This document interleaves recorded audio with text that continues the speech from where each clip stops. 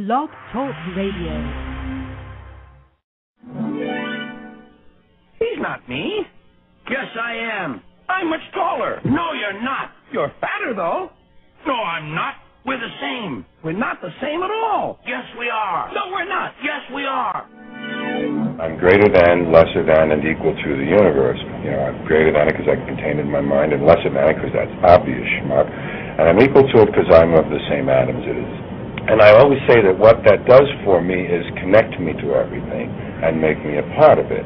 I earnestly believe that it is all one spirit, all one energy, all one beat, and there are just these different manifestations of it. Because of that, I feel very safe in the universe. I feel very comfortable and very at home because it is only me. And hey, it's only me. Remember that? Hey, it's okay. It's only me. Well, that's what the universe says to me. Nothing of this shit can scare me because hey, it's only me. No fucking problem. So everything that exists is everything that exists. I am everything that exists. So are you. The more you realize that, the more you open up to the full infinity of who you are. We all want to help one another. Human beings are like that. We want to live by each other's happiness, not by each other's misery. We don't want to hate and despise one another. In this world there's room for everyone, and the good earth is rich and can provide for everyone. The way of life can be free and beautiful. But we have lost the way. Greed has poisoned men's souls, has barricaded the world with hate, has goose-stepped us into misery and bloodshed. The hate of men will pass, and dictators die, and the power they took from the people will return to the people. Don't give yourselves to brutes, men who despise you, enslave you, who regiment your lives, tell you what to do, what to think, and what to feel, who drill you, diet you, treat you like cattle, use you as cannon fodder. Don't give yourselves to these unnatural men, machine men, with machine minds and machine hearts. You are not machines, you are not cattle, you are men. That is the problem. That's the crisis. It's not political crisis, economic crisis, or the crisis of war. But the crisis is in ourselves. The way out of this is the ultimate revolution. It's to be who we are and not what someone else tells us we should be. Christ, Buddhas, Krishnas, Muhammads, Wovokas, you are all the same as them. Every single one of them said that to all of you. He did not mean follow him in a religious context. He meant be the way I am. No, you listen to me. Because you are. Listen to me. That way. Go to yourselves, because that's the only place you're ever going to find any real truth. But you people sit there day after day, night after night, all ages, colors, creeds. You do whatever the tube tells you. You dress like the tube, you eat like the tube, you raise your children like the tube. This is mass madness, you maniacs. In God's name, you people are the real thing. We are the illusion.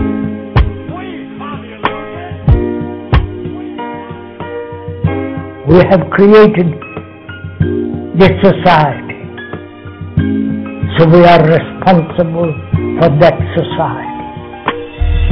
But is it possible not to change society, but is it possible to radically, deeply transform our conditioning, our consciousness, which is what we are? Is it possible? All right, Freedomizers, you're here with Nickie Nix on this beautiful Friday afternoon as we try to rise above dehumanization. Such an issue we see constantly around this world. But hey, we have a great blogger, YouTube aficionado, researcher of just about any information, we should all try to research, down from space, nature, our past, secret societies, the great Punisher, Von Helton. Yeah. Thank you. Thank you. How you doing her? I'm so used to being up at late night. I almost said this morning or last night. Oh boy, yeah. I had to make an emergency cigarette run about 2 minutes before the show started, so it was a little harrowing. But I got back just in the nick of time, so it all works out for the good, right? It very much does, and we definitely want you to have your nicotine and no nicotine fits, So it's a very good thing it got taken care of. Yeah, absolutely. It's nice to have calm hands when you're handling weapons. Absolutely. There you go. And I did want to say thank you to Uncle Buck for getting us in touch, which he very much appreciates your friendship, and we all love Uncle Buck around here. So I definitely want to say thank you to him for getting us in touch. So. Well, absolutely. I like Uncle Buck, too. I just don't like the static line on his chin hook. He needs to check that out because there's a short in there somewhere, brother. Half the time I'm talking to him on the phone, he's sounding like Robbie the Robot, So you might want to take a look at that static line on that chin hook there, buddy. But other than that, yeah, man, I like the guy. He's cool. Well, you have a lot of people here in the chat room, very excited that you're here. So, I guess, that, well, not that I know anybody's true names because it's all, facades. Well, unfortunately, I did not have a chance to promo because yesterday evening I had a chance to do an interview with somebody who wished to remain anonymous that had some insider info, and so unfortunately I wasn't able to do a promo for this show, so nobody knows that I'm doing this show on my end. Yeah, I put out a lot, and you have somebody in here named Birdie67 says, "Don't worry, Vaughn, your stickum friends are here to cheer you on." So. Oh, Lord have mercy. Well, there goes the neighborhood, but oh well. But yeah, I'm okay. I was not. I got somebody that had some insider information, and yeah, I know the idea that it's it's a friend of a friend of a friend of a cousin of a neighbor of an aunt who's twice removed from their last cousin, but hey, if the information pans out, who gives a rip where it comes from, right? That's the way it looks. That's the way it looks at from my perspective. So, but things look like they're definitely, I don't know if you got the chance to check the video out, but there's people putting up videos on YouTube from all over Michigan where Michigan is literally cracking apart. And we now got a total of 3 videos up from Michigan so far where Michigan is literally cracking apart. You can actually see huge cracks in the ground. And when these cracks, to give you an idea of what, and I had a chance to talk to somebody briefly via email about it. They said one night their backyard was perfectly fine. Well, not their backyard, but their back field. You know what I'm talking about. And their field was perfectly fine. Nothing wrong with it. Okay, just in fact, they had turned over the ground previously because of the cold weather that was coming at the time. They go out there now, man, and the next, they wake up the next day and there's this, and the ground has literally elevated. The ground is literally raised up by a minimum of 5 to 10 inches, and this huge crack is there where there wasn't anything, and there's this hot air coming out of the crack. Okay, so Michigan, when I say Michigan is literally cracking apart, I'm not, that's not an exaggeration. And we now have 3 videos on YouTube about that, and probably we'll get more as the time goes along because apparently this is not done. This is just, this is the opening salvo, if you will. It's definitely not done. So this is mainly that new nice little, opening that's happened, kind of got pushed forward because of the oil, right? The Gulf oil. No, I don't believe this has anything to do with oil. It's something completely different, Mike. I don't believe this has anything to do with oil. I believe this has to do with the New Madrid fault line. Yeah, that's what I was referring to, the new fault line that they became aware of because of the explosion. Well, actually, I've known for a long time that the Mississippi River was a fault line. I wasn't quite sure of the name, but I knew it was a fault line. So, wow. So maybe that whole, nice little images they show with the U.S. split from the Great Lakes down to the coast seems to be splitting right now. It is not an exaggeration, no. No, it isn't. And like I said, there's already 3 videos up about it on YouTube and growing, I suspect. As the time wears on, I fully expect to see more videos out of Michigan, more videos out of the Mississippi Delta, where the Mississippi Delta is literally cracking. I mean, you know, this is not this is not what's the word? Sensationalism. That's the word I'm looking for. This is not sensationalism, folks. You know, this is actually happening. It is. There's another person in the chat room. He keeps going. He says that Toby Michael. He says that he's gotten all his survival info from you, and he's not ready to move yet. But he goes, "Where should I move? Please tell me, Vaughn." He wants to know where to go. High ground, man. Get to high ground. You need to be at least 800 feet above sea level. You can go online and get to any input topographical map in a Google search or a Yahoo search or a Lyco search or Bing search. Bing is the new one. But just put topographical map in a search engine and go check out the topographical map for your area, and it will tell you where all the high ground is in your area. You need to be at least 800 feet above sea level. Now, why is that, Vaughn? The reason why you need to be at least 800 feet above sea level is because of what they call the bathtub effect. All right? Now, what the bathtub effect does is, just like it sounds like, the water will be sloshing back and forth like it's in a bathtub. That's literally how it will be. Excuse me. And so it will literally be sloshing around, and it will fill in a lot of low-lying areas, even as far in as the mainland. But see, what people don't realize is that with the United States being split in 2 like it is now, this is just going to aggravate and extenuate the situation, okay? Now, I don't know if anybody out there has caught this, but there's a video on YouTube that is showing Indonesia from the air. Indonesia is sinking. Literally. It's sinking. Okay, so this, so it's not isolated. Whatever's going on is certainly not isolated to the United States. It is literally sinking, and it's not, and a lot of people think, oh, well, it's the spring rains over there, the rivers are just overflowing their banks. No. If you look at the aerial footage in the video, the rivers are fine. They're not overflowing their banks at all. What is happening is that the ground has cracked underneath Indonesia, and the country is literally sinking into the ocean, literally.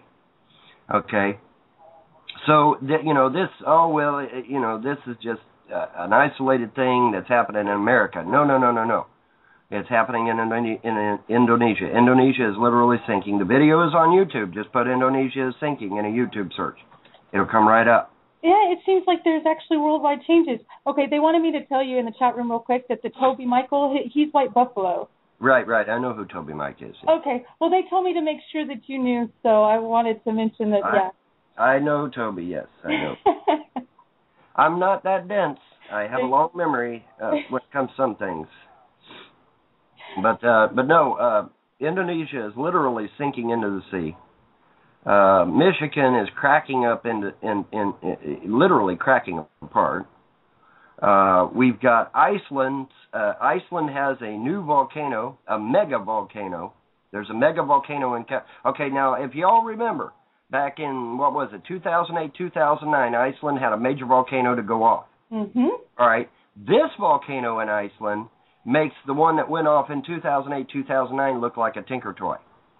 Okay? It looks like a kiddies toy compared to the one that went off a couple of years ago. This is a mega volcano. It's not big like Yellowstone, but it's a mega volcano in Iceland, and they're predicting, the scientists, now Von Helton ain't saying jack. The scientists are saying that this mega volcano in Iceland could erupt at any moment. Literally any moment. Okay. So this would be akin to Mount St. Helens here in the States going off. Okay. And that is poised to happen at any moment, literally any moment. Okay, so I've actually been kind of monitoring that late last night. I was actually kind of monitoring that to see if it had already blown or not. And when it blows, it's going to put out as much ash as Mount St. Helens did, possibly even more. Okay, so we got that to look forward to. Now, on the other side, pardon my coughing. It's not cigarette cough, folks. It's coughing from being hoarse. On the other side of the planet, we have a volcano that they're watching in Japan that could go off at any moment. It's not as big as the one in Iceland, but it's a good-sized one. And didn't it already erupted partially, at least started belching? Right. It started belching a little bit. It has not done a full eruption yet, but they're expecting that it will. Okay, so what did I say in my video? I said, folks, that when you start to see multiple volcanoes erupting at the same time, that is a probability. I now emphasize, listen to what I'm saying. I'm saying probability. I'm not saying it's definitely going to happen. I'm saying it's a probability that is a good indicator of your pole shift right there. Because a physical pole shift would affect multiple volcanoes on multiple continents. So what's your opinion about this whole idea about it happening, what they say, around March 14th, 15th could be like the big change, but they're kind of changing that date as well, but March? Well, according to one source, it could be as early as March to as late as the end of July, early August. Okay? Depending upon, it just depends on who you talk. I've heard anywhere within that little span of time there. Okay. Now, obviously, if mid to late August comes and nothing major's happened, we should be good to go for a little while. All right. But if, and I stress the word if, Iceland's volcano, Japan's volcano, and a volcano here in the States goes off simultaneously, that is your cue to run. And I mean run. I don't mean, oh, honey, let's pack our shit and go. No, screw that. If you see 3 fucking volcanoes all over the world go off at the same time, you run. You don't worry about packing your shit. You're too late for that. You get in your car and you head to high ground immediately. Screw your job. Screw what your boss says. Screw what your mom says or your neighbor says. To heck with them. You get in your car and you run. Because if 3 volcanoes all across this world goes off at the same time, I am telling you right now, that is a damn good indicator that we're about to pole shift. All right. So we're done with the placating. We're done with the oh, Von, it's all a conspiracy theory. No, at that point, it's no longer a conspiracy theory. At that point, it's no longer a laughing matter. You get in your car and you head to high ground immediately. I don't give a damn what anybody tells you. I don't give a damn how many scientists line up behind them saying, oh, yes, he's right. No, you get in your car and you run immediately. Because at that point, it's not a game. All right? Now, right now, we've got some leeway. We've got some free time. I suggest people use their free time to start gathering up food, water, medical supplies. Keep emergency kits in your automobile in case you need to hop in the car and run. Do you mind taking a call? We've actually got a caller in here from a 651 area code. I know we always welcome people to pose their opinions. So 651 area code, you're here with the Punisher. Hi, it's White Buffalo. I've been listening to Vaughn for a number of years, and I don't know, it's like there's volcanoes, there's flooding, there's earthquakes, there's all of these catastrophes and disasters. It seems like no matter where you go, you go to a mountain, it's going to be a volcano. It's like in the pole shift and all the animals dying. I'm just wondering if there really is any safe place. And the follow-up question, and then I'll get off and listen to Vaughn's response, but is there any chance that perhaps the light beings will intervene and help us out in some way to overcome all of this? Thank you. All right. Well, I'll tell you, Buffalo, it depends on who you talk to. because now Steve Quayle was just on somebody's show the other night talking about a high-level elite contact that he had gotten a hold, an ex-member of the elite. He is no longer a member of the elite now. He actually left them in disgust. Because according to Steve Quayle, this contact that he had was all set to go. He had his ticket for his underground bunker and all that good stuff.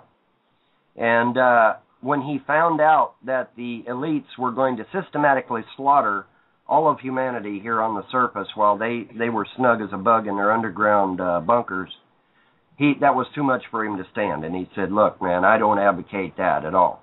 You know, if we try to save ourselves, that's one thing, but I'm not advocating killing anyone else unless nature takes them.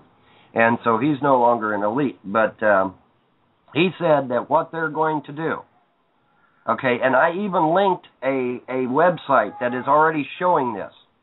All right, there is chemtrails now that are showing up illuminated. Okay, they're showing up as orange and yellow. All right, and it's not from the sun. There is an orange-yellow chemical reaction actually in the chemtrails as they expand. All right, and I've actually linked that to my latest video. All right, what is happening is that there is a change in the chemical mixture of the chemtrails now. And according to this elitist, former elitist now, they will start putting chemicals in the chemtrails to kill the people of Earth. They're going to start doing it. Possibly as soon as June. Possibly as soon as June. Now, is this true? I have no idea. I did not actually listen to the radio interview with Steve Quayle myself. I got this from another source, which shall remain nameless. But allegedly, Steve Quayle had a chance to talk with a former elitist, and that they are literally going to start killing us, possibly now, listen to me carefully, possibly as early as June. And like I said in my latest video on YouTube, I have a link to chemtrails that are orange and yellow. You can actually see a chemical reaction happening within the chemtrail as it begins to expand. All right, this is obviously a clue that they've changed the mixture. Okay, now change it to what? Well, that's anybody's guess. But yeah, this is hardcore, man. This is serious. And I know there's still going to be people out there, oh man, this is all bullshit, that's all bullshit. Well, you know, that's fine. Believe what you want. But and for those listening in the chat room, I did put a link to Von Helton's YouTube channel account, and we've already gotten responses. There's some people that are already working on subscribing to your account right now. So. Oh, okay. Well, good deal. Good deal. But yeah, I did put a link in my latest video showing these chemtrails. Okay, as the chemtrail expands, it produces a yellow-orangish glow from the chemical reaction. Okay, and so have they already changed the chemical makeup of chemtrails? I don't know, but I find it odd that these chemtrails are starting to do this now, whereas before they did not do that. Okay. I have an interesting theory I want to pose to you in just a second, but it looks like Uncle Buck's on the line. So, Uncle Buck. Hey guys, good show, Vaughn. Nickie, it's just excellent sounding. Vaughn, we've got our bug out property, you know where, as an alternative to where you're at, so that's always open to you. But one of the things I wanted to mention, you know, this winter here, it was in December, I was going to take 97 over by not Lake Shasta, but Shasta Mountain, and it was closed due to snow and volcanic ash. That was Shasta in California, and I was like, what the hell was on the road report when you dialed into 511? So, you know, it's kind of interesting that one's coming alive again, too, the old Mount Shasta. Well, that's interesting because there's your third volcano right there. Yeah, I remember calling Nickie and telling her about it. I was like, I can't take it because it says, you know, volcanic ash and snow. And it didn't make the news or anything, but it was on the road report to truckers and everyone else that we couldn't take that way around. But I'll just shut up and say, great show, and here we go. Thanks, Nick. Yeah, we love Uncle Buck here. So thank you so much, Uncle Buck. So yeah, so Mount Shasta. Well, now see, there could be your third volcano right there, folks. That could be it.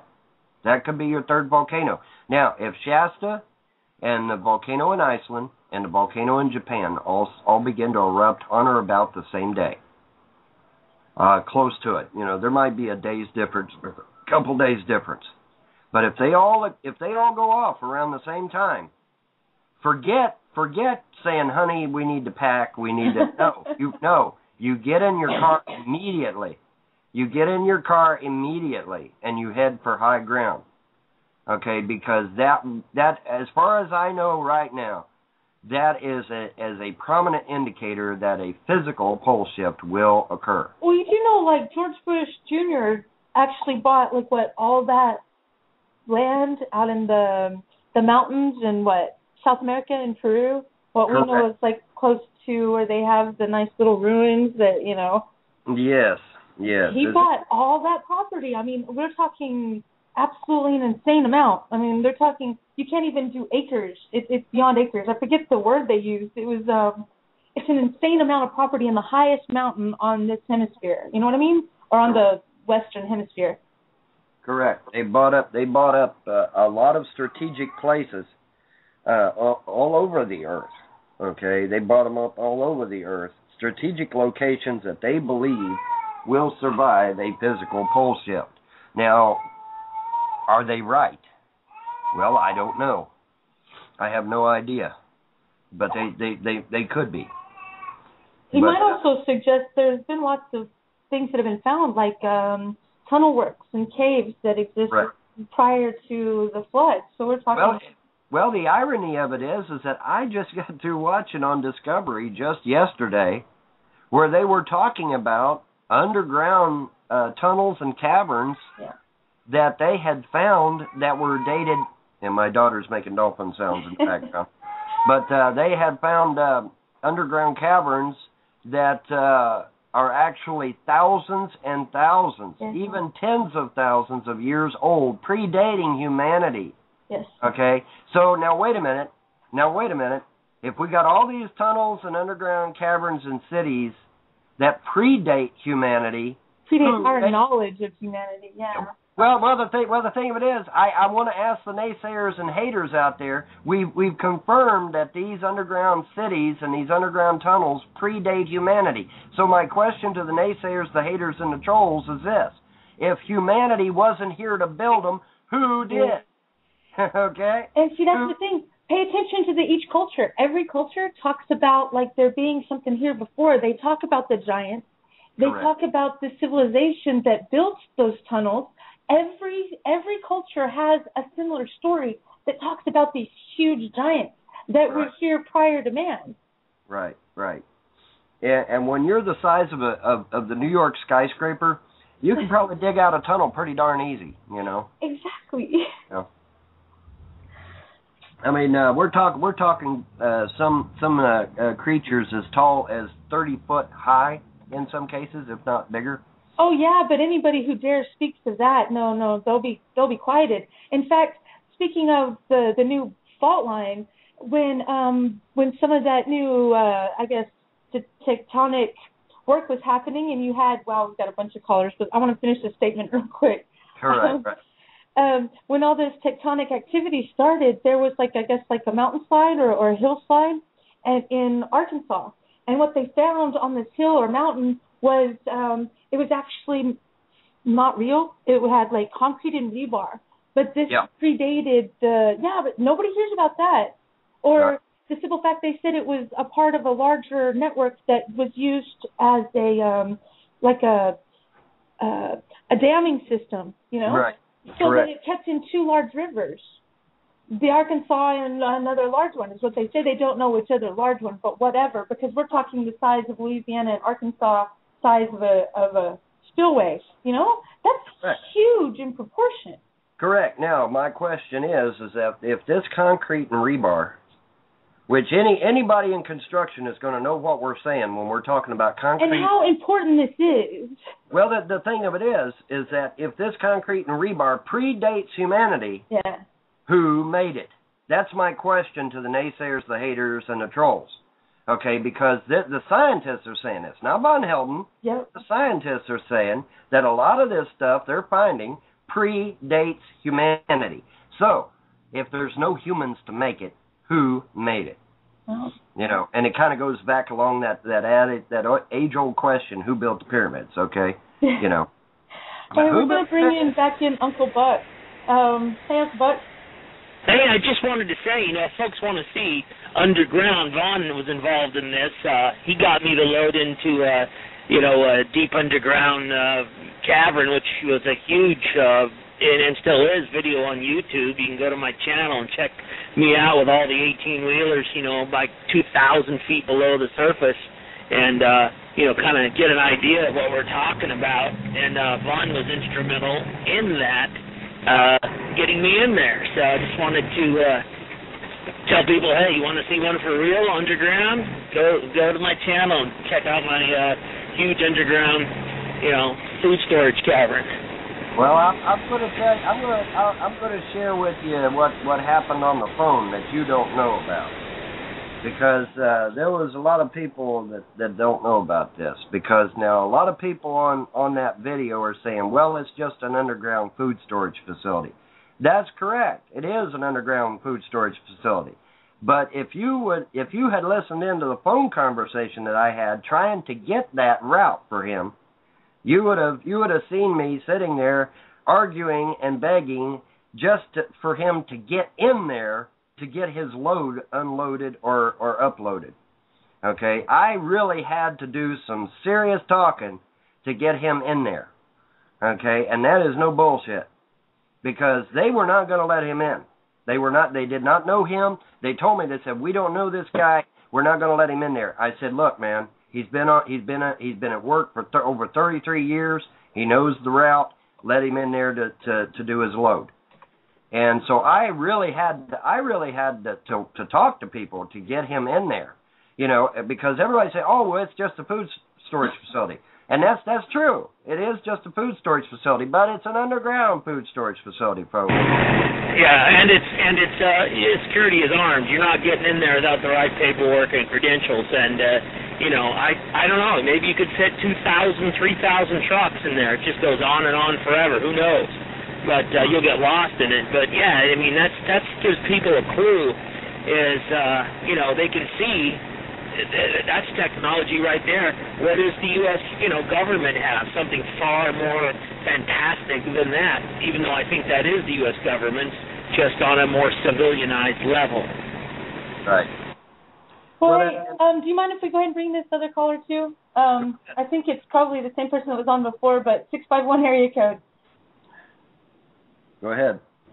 Hi, it's Flo again. I'm sorry to call again, but I'm legitimately concerned, and I don't think respectfully that my question was answered. I'm sorry. Is there any chance that the light beings will intervene and if we're in trouble?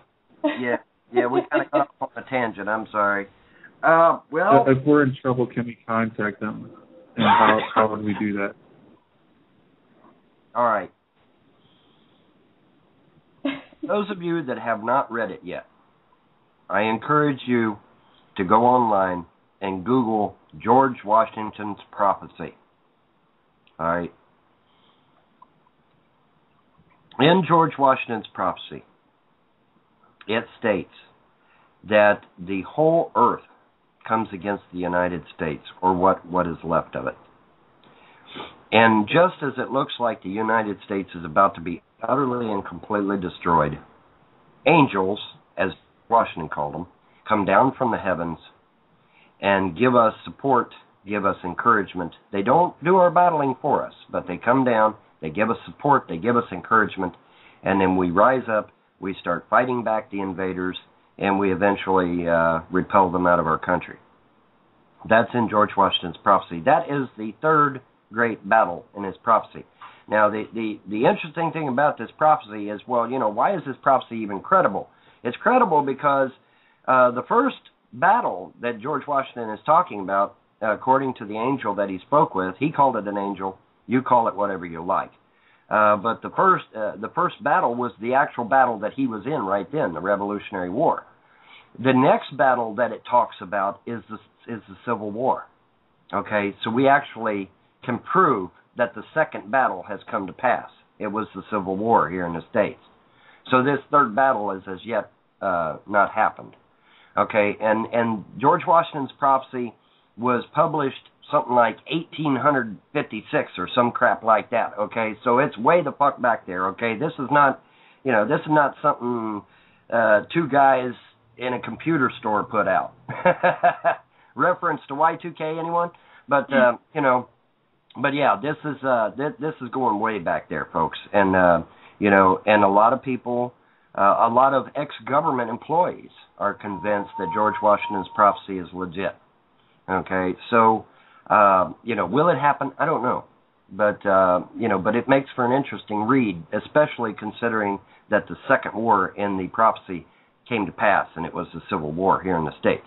Now, as far as the light beings intervening here very, very soon, I spoke with somebody on Skype the other night who wished to remain anonymous, that actually benevolent ETs were going to come to our aid if and when it looks like the New World Order is going to try and slaughter us all.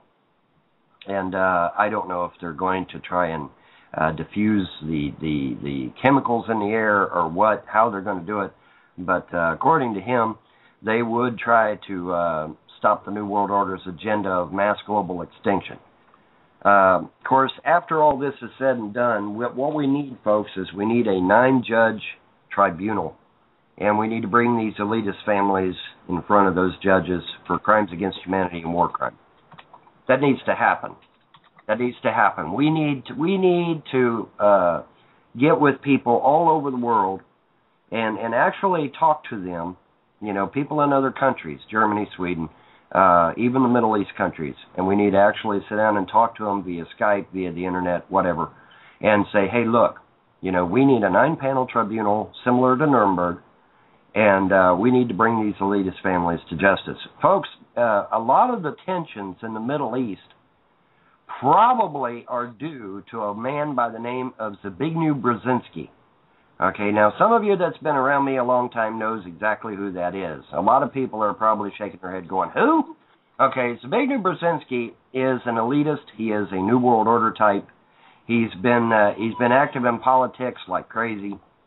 And he actually went to the Middle East.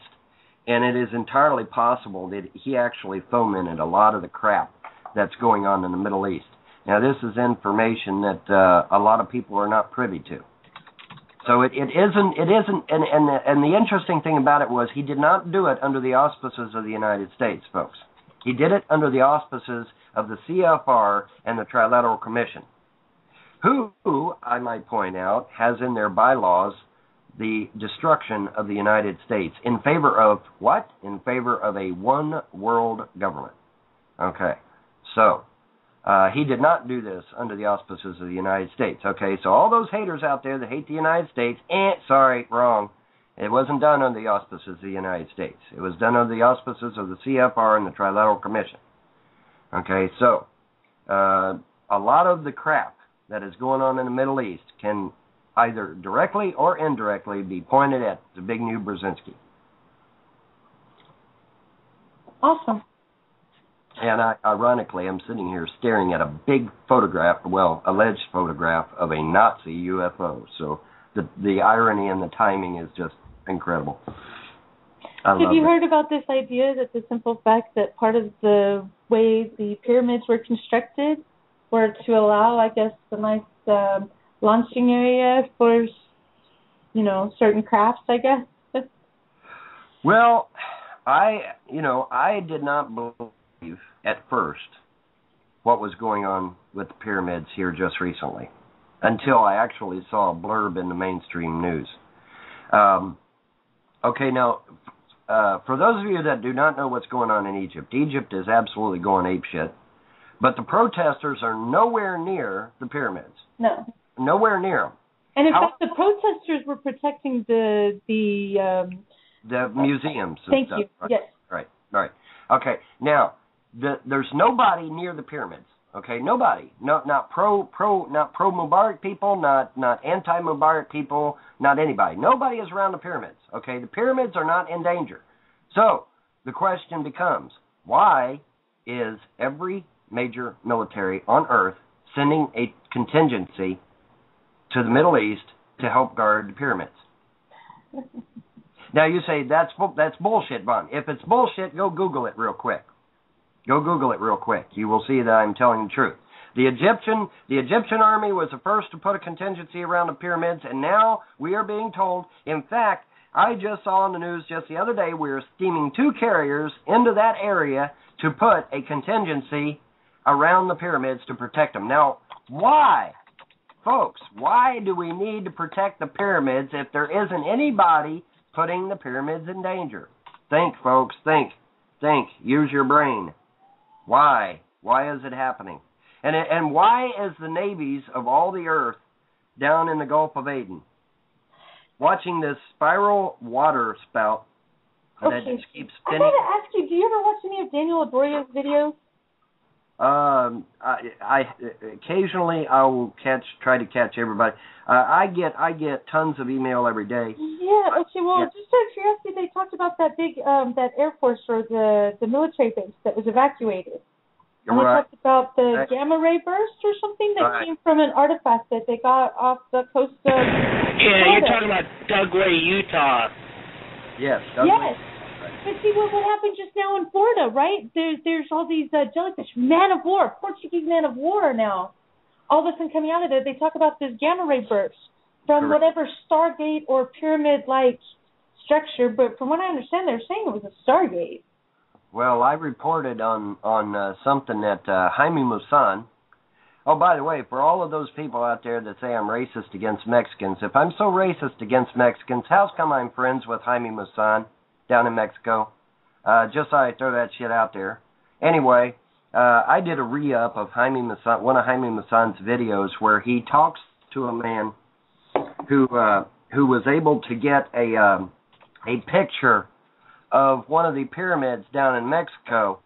And this pyramid down in Mexico had this huge blue beam coming out of the top of it going straight up into the sky. Okay, and this was caught on video and on still frame.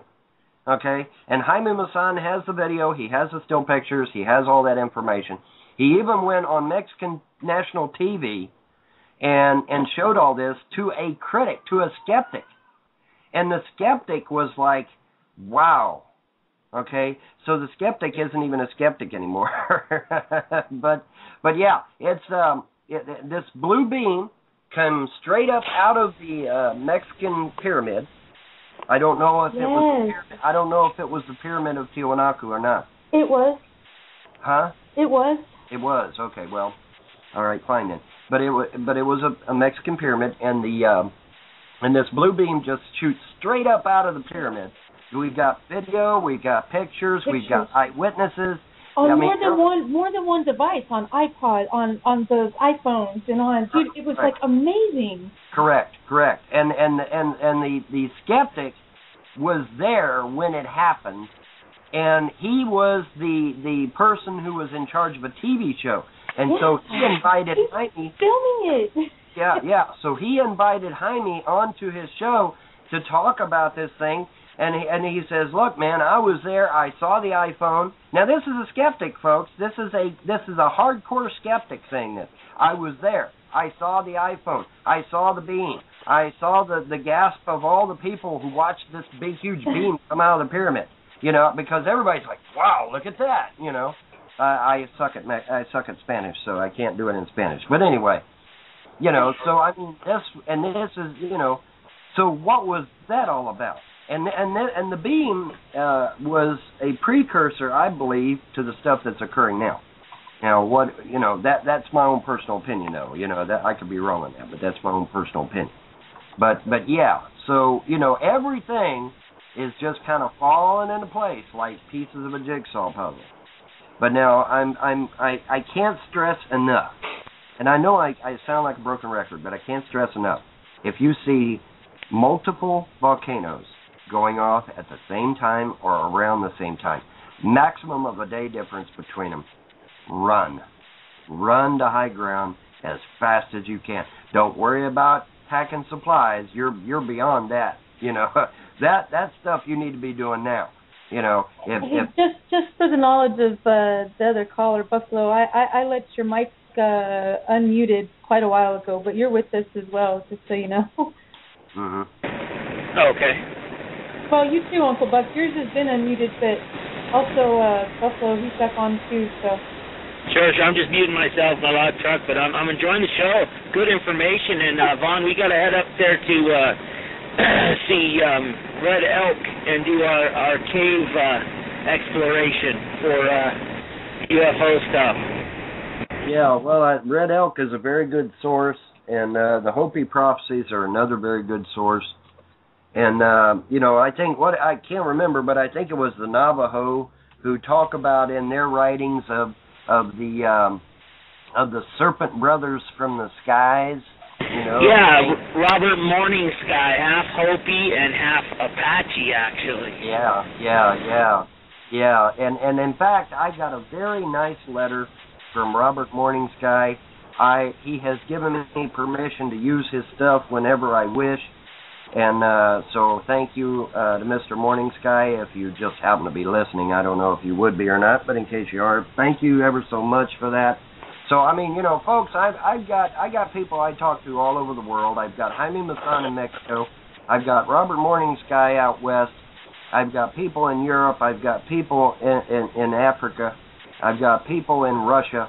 You know, I'm slowly but surely getting a network of very, very credible people who kind of have a good idea what the hell's going on. And as it gets closer and closer to the time of the end here, folks, we're gonna see that increase. We need to start networking. We need to start getting with people that we know we can trust, and you know, and have a contingency plan on where you want to go. Now is the time. Now is the time to figure out where you're going to go if those volcanoes start erupting, folks, because you need to do it. Now, a lot of people are saying, well, if the volcanoes go off, none of the mountains will be safe. No. That's not necessarily true.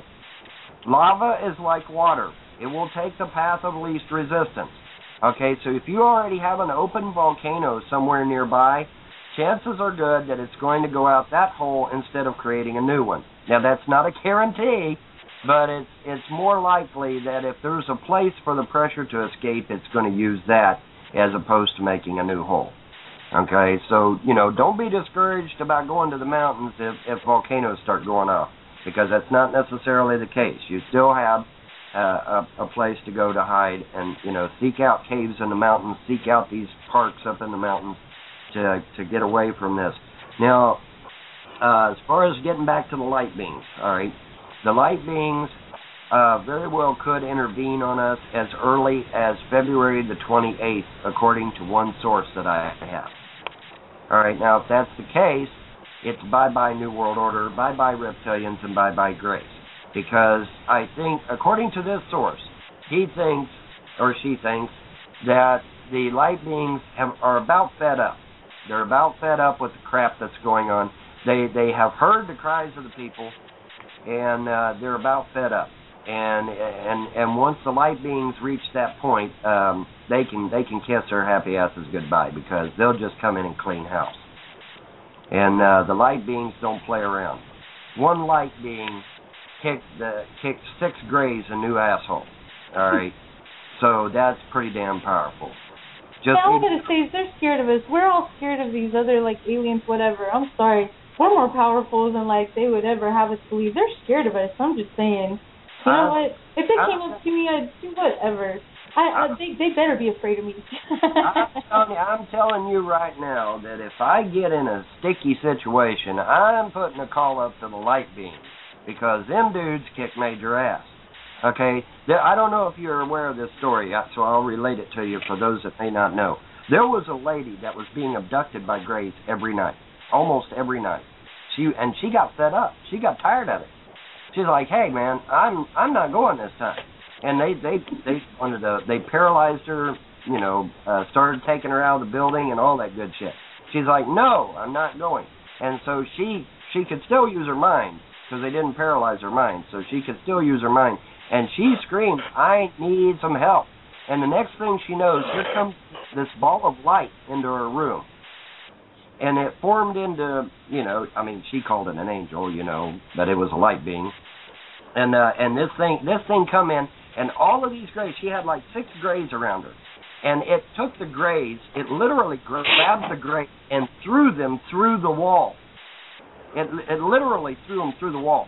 6 of them. Threw them all through the wall, and then unparalyzed her, put her back in her bed, and said, look, as long as you respect yourself, we'll respect you. And then poof, it was gone. So these creatures are powerful. So if I get in a bad situation, I'm putting a call up to the light beings. Okay? Because them guys kick major ass, all right? So yeah, I'm not terribly worried. If I can't handle it myself, then I just put a call up to the light beings and say, hey, I need some help down here, damn it. That's hey, the one thing I totally didn't do is take my break. So I missed my half hour, and I gotta be nice to the people that help produce Freedomizer Radio. Right, you got to pay the bills. Right, I understand. That's fine. So let me do that real quick. And Freedomizers, we're going to be right back here with you. Of course, the Punisher, Von Helton, which has been a great conversation thus far, which is why, I totally missed the half hour. So, well, hey, you get talking about something that's really interesting, and then, you lose track of time. Yeah. So we'll be right back with you in just a few minutes. Let me find the ads. That's one thing doing everything, because I've got to cover the switchboard. Let me find it. Where they move things. I think things are missing and moved around on me. It's so weird. Okay, hold on. I got to find something. Okay, here we go. There we go. We'll be right back, Freedomizers. Sorry about that. We'll be right back with you with Nickie Nicks and Rise Above Dehumanization. Hi, folks. CT here. I want to talk to you about a great preparedness resource, tomorrowsharvest.com. Whether it's an economic collapse or nature's fury, there's no feeling more secure than knowing that your loved ones will be well fed. If it's time to bug out or just camping with the family, Tomorrow's Harvest offers high-quality, cost-effective, and long-term smart food storage. Get your free sample. The choices are great. From blueberry pancakes to cowboy chili, no one else has the meal variety of Tomorrow's Harvest. They also provide other survival necessities. Check out the various packages and customize your meal supply. Remember, there's no reason for fear today when you're prepared with Tomorrow's Harvest. Go to www.tomorrowsharvest.com and tell them you're a Freedomizer. Charlie Veach on Freedomizer Radio. And it's good to make the connection with you, Travis, at Freedomizer. And I hear big station. You're one of the biggest kind of alternative resistance radio shows. So it's an honor to be on. You don't have to thank me. I enjoy spouting my extreme propaganda over the airwaves to all these innocent, malleable minds out there. Freedomizer Radio, waking people up.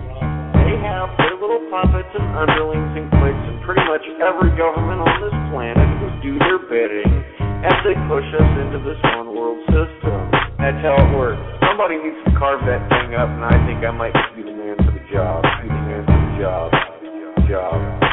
Waking people up. Just your tinfoil. Waking people up. I got to break down the information. Waking people up.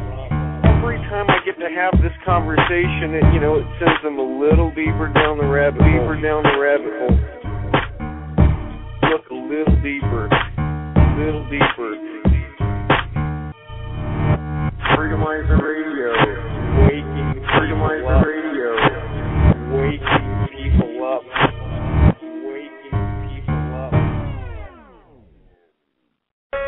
But Jeb, I'm glad to see you survived the fall civilization.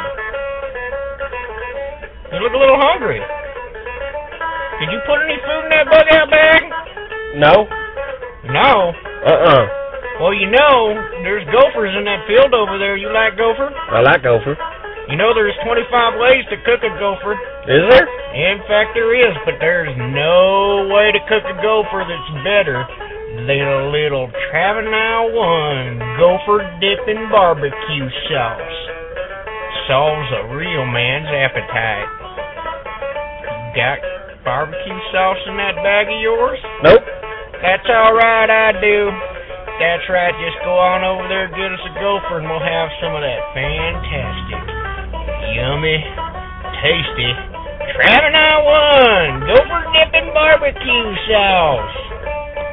This completely fictional commercial in no way indicates that Travenaut 1 does actually make a gopher dipping barbecue sauce. If Travenaut 1 does ever decide to make a gopher dipping barbecue sauce, False Flag Radio fully expects the royalties from the production that you tune into the Commune and the Conspiracy Theorist exclusively on False Flag Radio.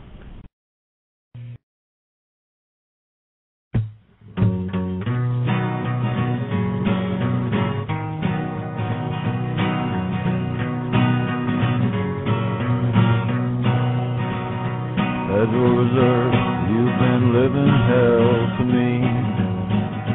You've been robbing me since 1913. You'll run the presses till the ink is dry. Long ago, I stopped asking why. Federal Reserve, I hate every inch of you.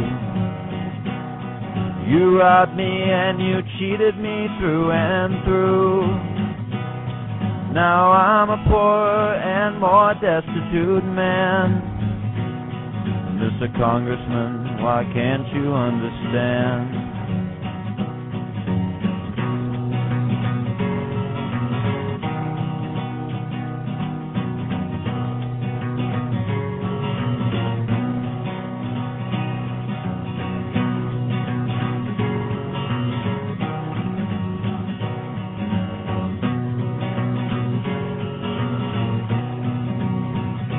Federal Reserve, what good do you think you do?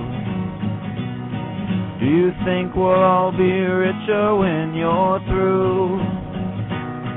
Your dollars are no longer backed by gold, and your stone walls turn my blood a little cold.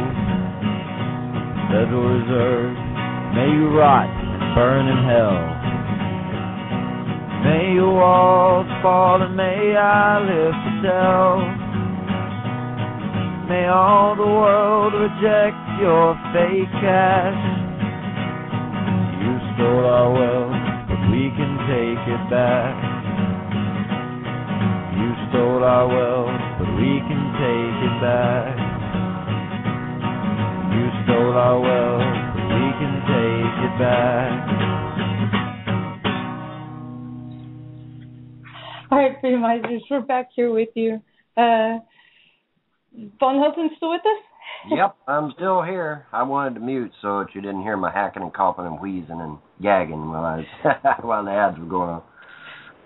Yeah, I'm still here, man. I have a sore throat, folks. It's a sore throat from yelling and screaming and hooping and hollering at my TV. So it's not a cigarette call. I know I know my haters going. See, it's them cigarettes. He's going to die. He's going to die. That's what, let me.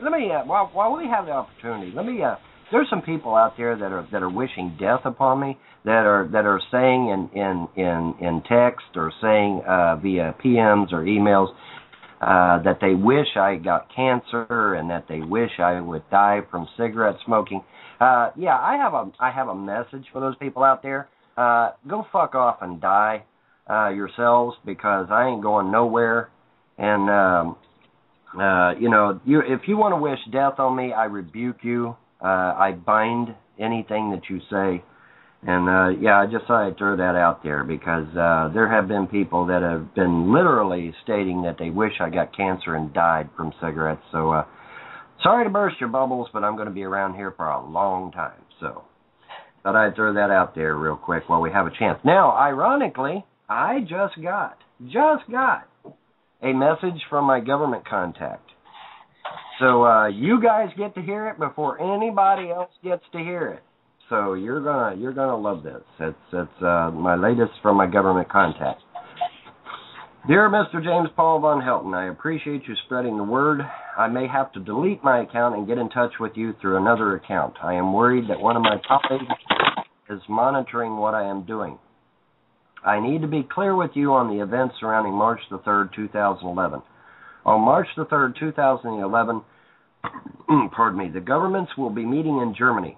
This is where the occupants of D23K9 will meet mankind as we know it. The occupants of D23K9 are large in size. They're approximately 12 feet in height. They have very large eyes and square-shaped heads. As you can imagine, they're extremely intelligent, and it's unclear to us as to their intentions with humanity. We have no indication that they are benevolent at all. Did you hear that? We have no indication that they're benevolent at all. D23K9 is not alone. D23K9 has 2 small moons. The star D23K9 orbits is a brown dwarf that was officially named by a Canadian scientist as Mordecai. Okay, that in of it, folks, if you research the name Mordecai, you'll find out that's not exactly pleasant. Mordecai has 4 planetary bodies orbiting it. D23K9 is a water world, and all other planets appear to be lifeless. We will know more when we are briefed after the meeting with the occupants of D23K9. Mr. Von Helton, I am taking great risk in communicating this information with you. A full polar shift is to take place as D23K9 passes between the Earth and Venus. It is expected to come very, very close to Venus and will disrupt Venus entirely. Venus itself isn't what the public has been told. Venus itself has life. Yeah. We predict that Venus will become a dead planet and its atmosphere will be entirely gone due to these devastating events. I disagree with that. Let me state categorically, I disagree with that, but let's continue. The occupants of D23K9 know of our impending doom and of their impending doom. They're looking to work with our governments to secure their species and our species.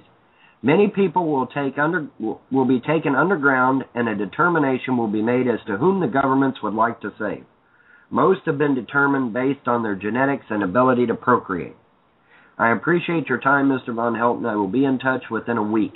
If you do not hear from me, it means that I have shut down my account in order to maintain my safety. And it's signed with his pseudonym, or her pseudonym. I don't know if it's male or female. Now, let me state categorically that I do not agree with this elitist, this government person's opinion on devastating Venus and Earth. All right, folks, we've had large bodies come through this solar system on numerous occasions, comets, asteroids, meteorites, some of them quite large. Okay, and now granted, we haven't had a planetary body come through like this one, but I do not believe that it will devastate the planets. Now, is it going to be a bumpy ride? You bet. Are people going to die? Yes. But is it going to completely devastate Venus or Earth or this planetoid? No, I don't agree with that. And if anybody thinks she's totally insane, don't, because, okay, I'll have to go through Google real quick and find the article, but NASA made an announcement, I think it was last month. This is something most people won't know, but they said come, say, October, November, maybe even late August this year, there should be, this is what they said like an exploding supernova, very, very, very far away, but it's going to light up our night sky. And it's going to be like daytime for at least, like they said, a month, 6 weeks. Beetlejuice. Yeah, Beetlejuice is going to explode, according to them, yeah. Yeah, well, yeah, whatever. I don't care what anybody says. Anything that far away is not going to light up our whole night skies if it was. No, it would not. No, it would not. It would be a bright twinkling star in our sky. Beetlejuice is too far away to light up our entire night sky. I'm sorry. So why are they telling us and debunking it now? They're saying, telling hey, us, watch out. It's going to be daytime at nighttime come the end of this year. NASA already made the announcement. Right. They're saying that to cover their ass is what they're doing. They're going to reach a point, folks, where they're not going to be able to hide this shit no more. Okay? They're just not. And so what they've done is they put out this press release so that they've got their ass covered. And then if people are like, hey, man, it's 12 midnight. I'm supposed to have dark outside my house, and it's bright, sunshiny day. What the heck's going on? And when the hue and cry goes up, they're going to say, oh, it's just Beetlejuice going off. Everybody relax. See, that they've already got their pat answer ready for you, folks. They've already pre-planned this. Everybody's making fun in the chat room. Beetlejuice was a movie, but yes, and it's like it is. I've got binary systems and star programs on my computer. It is a star. It is a very bright star that we see most nights. So it's real. The spelling is different. It's not spelled Beetlejuice. It's spelled Bella Guise or something. Yeah, but yeah, we say it as Beetlejuice here in the States, but it's because we're American. Yeah, but it's actually like Beetle guys. Right. It's actually spelled Beluguese or something like. The spelling is kind of a weird spelling, but in any event, so yeah, they've got their pat answer ready to go when they're no longer able to hide this stuff from you, folks. They've already got their pat answer ready to go. And so when you all see this bright-ass star up in the sky, when you're supposed to be sleeping at night, they're going to say, oh, we're just relax, folks. It's just Betelgeuse going off. You're okay. And so they've got their pat answer already ready to go. Now, I want to touch some topics in this letter from this elitist, from this government person, because it's important. All right. Now, he mentions that D23K9 is a water world. Now, why is that significant? It's very, very significant, folks. It's very significant. If you go back and you look at the ancient Sumerian, Babylonian, and Phoenician writings and the calligraphy and the hieroglyphics of these three cultures, what do you find? You find these humanoid fish creatures that came down allegedly from Cirrus Major. Okay? Could these be the people that he's referring to? Quite possibly. Quite possibly. Okay, but if you go and you do some research on this, and you research the Phoenician, the Babylonian, and the Sumerian, ancient cultures, you will find that there was allegedly a race of fish-type humanoids that came down from a water world, allegedly from Cirrus Major, but we don't know that for sure. And these fish-like humanoids came down, and they bestowed all kinds of information to humanity, blah, blah, blah, blah, blah. And now, what is their significance with the reptilians and the Greys? Well, I hope they hate them. That's my first. I hope they hate their guts, because, see, the governments of the world are already aligned with the reptilians and the Greys. Okay, so these water world creatures, these intelligent humanoids, if they don't get along with the reptilians and the Greys, that can only be to our favor, because that they might be coming down to give an ultimatum to the governments of the world to either do away with their plans as they have them now, or else. And nothing would please me more if that's the case. Now, do I know any of this for sure? No, but I find it interesting that when you go back into the ancient writings, that these fish-type humanoids are mentioned prominently in the ancient cultures and ancient texts. So I just thought I'd throw that out there to you. Now, the Canadian scientist originally called this Mordecai, the brown dwarf. I have not researched that yet. Like I said, I just now got this, folks, so you're hearing it first, before anybody on YouTube, before anybody on Stickam or Skype or anybody else has heard it. You guys are hearing this information first. I do not, let me state categorically, I do not agree with this elitist assessment that this planetoid is going to devastate Venus and Earth. I don't agree with that. Folks, we had Helton 1957. It came through our solar system, smacked into the sun, and we're all still here. Okay? And Helton 1957 was not no tinker toy. Okay? And we're all still here. So I'm not ready to... now, could it be that these fish creatures, these water-type creatures, are saying this in order to scare the government? Hey, I'm just letting everybody know that I brought in both the guest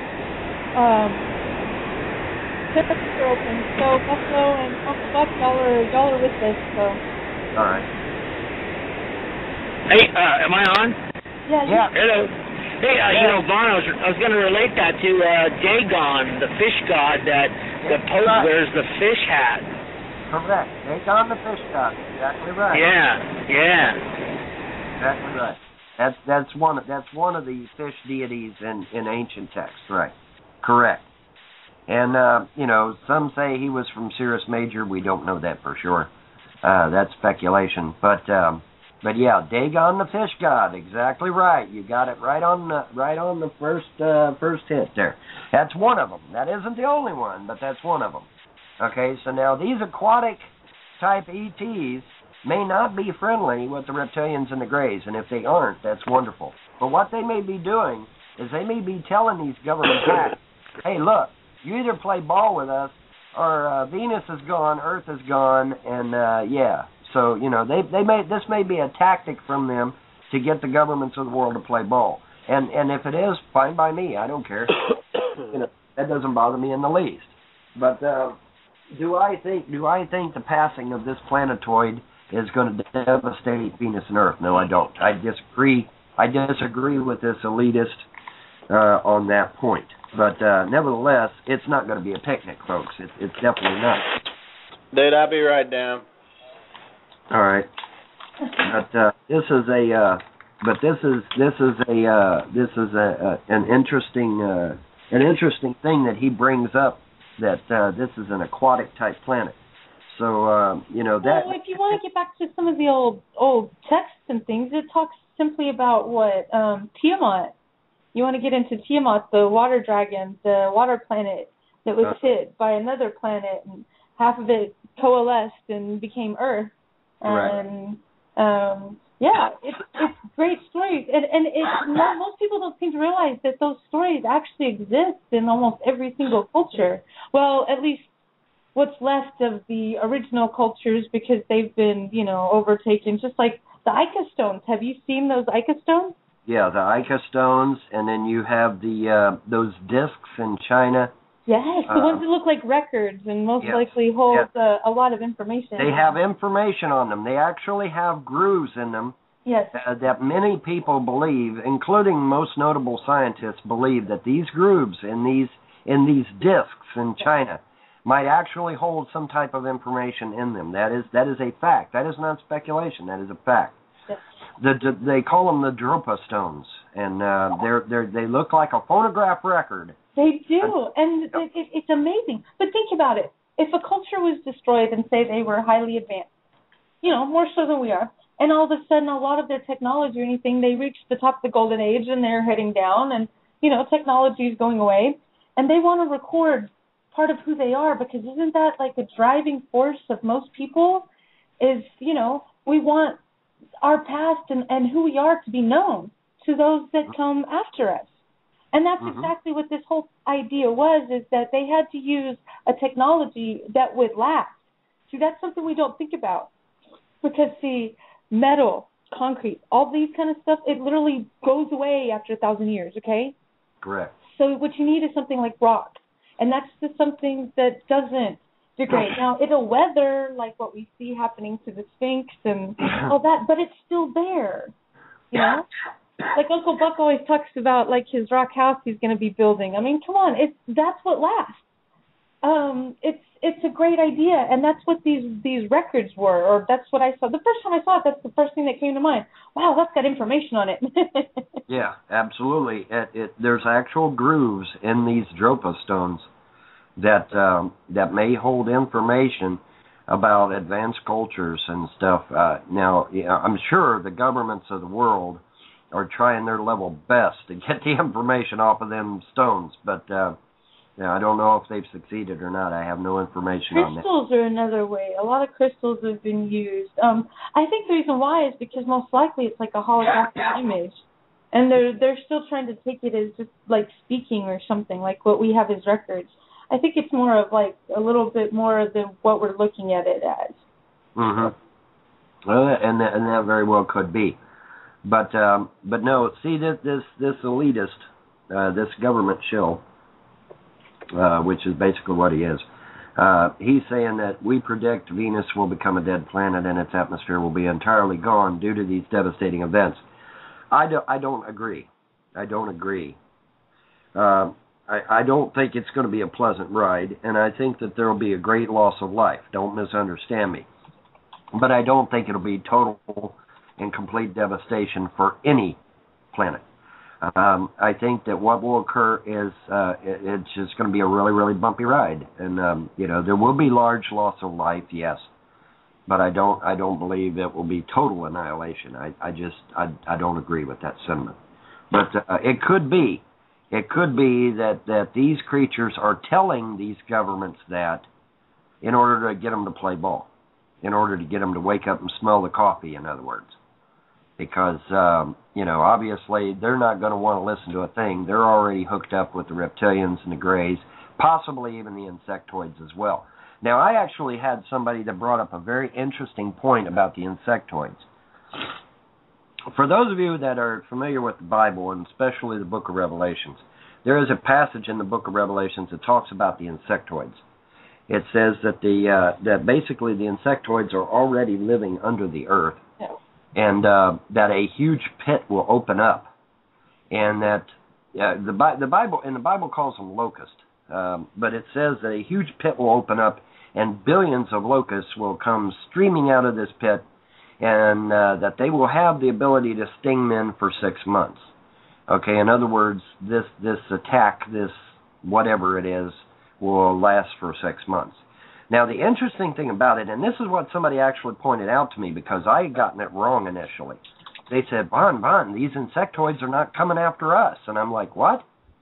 And he's like, no, they're not coming after us. And if you actually sit down and read the scripture in the Bible, it says that these insectoids only attack people that have received the mark of the beast.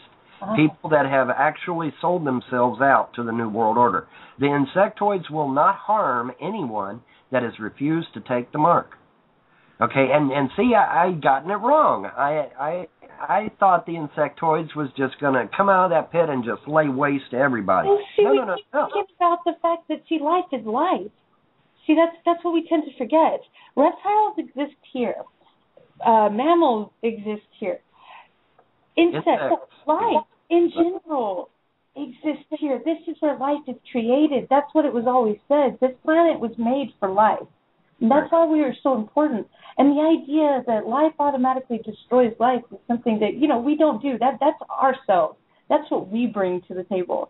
But it's, of course, it's not to say that things that are naturally from here are going to come attack us unless, like what happened in Egypt, go up to your government buildings and stay outside the buildings until they leave. That's what we need to do. Take back what's ours. It's simple. Well, There's life is life. We are like life here because we are from here. So is life.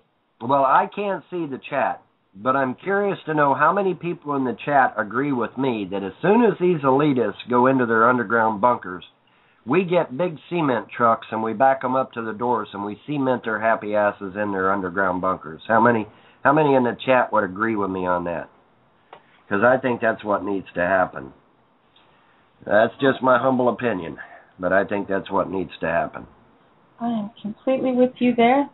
I don't know how many I can't see the chat, so I have no way of knowing who all agrees and who don't. But, there's one thing I can do. Thought I would throw it out to you. Here's that, but yeah, they're, well, of course we've got quite a few that do agree and some that don't. But that's what I see is like, yes, agreed, yes. This one person says yes, it is, but what was that? That's just Blog Talk starting up. That, but yeah, oh, that's right. You might want to mute the top. I did. I stopped it, yeah. Yeah, there you go. There's the chat room. Yeah. Alrighty. Well, I got the, okay, I don't have the, okay, where's the chat? Oh, there it is. My bad. Yeah, right at the bottom. Unless you're just in as a guest, you won't be able to add anything. You'll have to do a quick little, but that's okay because it's about time for a break. And hey, this is a great way to put it as well. We have a ton of guests in the chat room. If you go to the top with Blog Talk Radio, there's a thing that says that you can log in or sign in or become a part of Blog Talk. It takes about 30 seconds. Once you do so, you can join us in the chat. And, of course, we're here with the Punisher, Von Helton, and quite an enthralling conversation. We got a little ways to go if he's willing to put up with me for a little while longer. Have we got that much concrete? I think we can find it. You'd be amazing. It's amazing how resourceful a person can be when they got people trying to kill them, you know? It's amazing how resourceful people can be. I mean, if you know these people are trying to kill you, you're going to do whatever it takes to save yourself, So we'll see. We'll see how it goes. Of course, it may be entirely possible we're busy running for our lives and not worried about anything else. So I don't know, but and I'm just saying, people never forget that we have abilities that they don't want you to know, and stand up. Know that you're stronger. Don't ever be afraid of your own power. Seriously. Yeah, you can speak to a lot of things and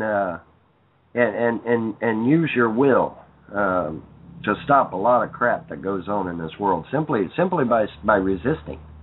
That's something to keep in mind too. Of course, as a spiritualist, I believe in that type of thing, and so I believe that you can speak to things and to, if not stop them directly, at least put them in a delay mode. Yes, dear. Okay, good deal. So yeah, I was just telling James, I would love if he calls in. That would be awesome. Speaking of spirituality and everything else, he's definitely one that can speak on that. He was a monk for 11 years. He only hasn't been for the last 2. And talk about a raw view of the New World Order's control. Right. When you go in for that long and you come out, then you truly see how much difference it has made. Yeah. Oh yeah. Well, I think they're a little bit miffed at us because we have kind of delayed their plans by 10 years. See, a lot of people in the chat probably are not aware, or a lot of the listeners listening in are probably not aware. The North American Union was supposed to have been in effect by 2000, folks. Yeah. It was supposed to have already been in effect by 2000. 2000 was the absolute latest. And then we had the corridor we keep shutting down. Right, exactly. We keep fighting little things. NAFTA went through okay, but not much sense, No, not much. But we've been delaying them a great deal, and I think by delaying them as much as we have, we've actually benefited from it. I really do. They've run out of time. Everybody's run out of time. It's beautiful. I think everybody's run out of time. That's right. I really do. And it's not a bad thing, because I see everybody still worried about the 2012 change, and this is what I keep telling people. And you're here, so you'll have to put up with me saying it again. The simple fact is, the elite know that there's a change coming, and they are doing their best to affect that change. And the reality, the matrix, the control grid that we all share, that's what they're doing now. They're using their energy, their thoughts, in a way to influence what's coming. And they're keeping you numbed, dumbed down, and amused by American Idol and anything else that keeps you from realizing that we all, as a shared participant in this reality, have that ability right here and now. There is a change coming. Whatever that change is, we have an ability now to influence the world that we are all going to be a part of. And they don't want you to know that, because then you don't actively participate. They do. So they create it. But we have the majority. They don't want you to know that. They don't want you to know the power you truly have. So they keep hiding our past, because they don't want you to know that mankind has done this before and can do it again, because they don't want you to. No, they want you gone. The soft kill didn't work. They're about to go up to, hard kill. Yeah, hard kill is next. Hey, let me go tend to my little one right quick. I'll be right back, all right? Yeah, no problem. We'll go ahead and take a break and actually play a quick song, because I have a little one as well, but mine's not quite as little as yours at the moment. But, hey, Freedomizers, we'll be back. I'm going to play... Actually, why don't we talk about disclosure? We'll be right back.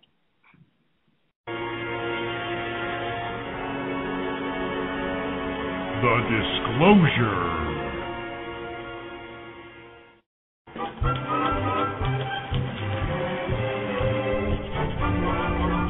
Hey, are your ideas for global takeover falling apart? Are you losing sleep over humanity's mass awakening? Is false flag terrorism fizzling out? Global warming gone cold on you? Do you want those global warming deniers to just go away? Are all your phony economic crises being exposed? Is the price of gold defying all your attempts to fix it?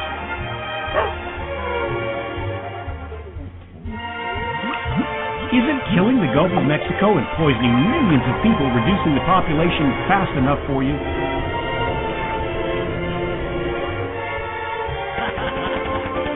War, famine, and GM food not getting it done either?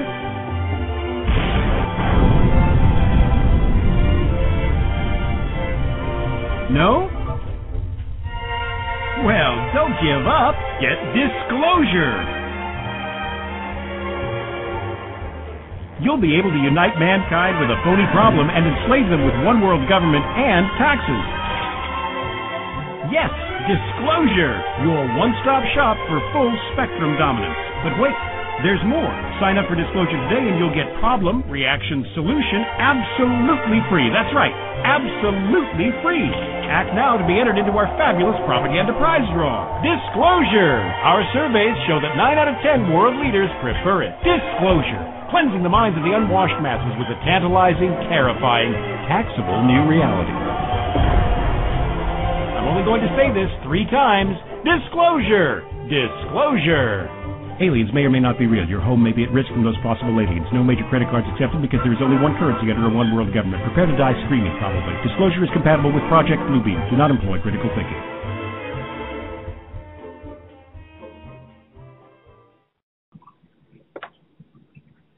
All right. Let me see. All right, we're back. Sorry about that. I forgot that clip ended like that. So, not sure if Bond's made it back. Not. But that's the thing about. Right here.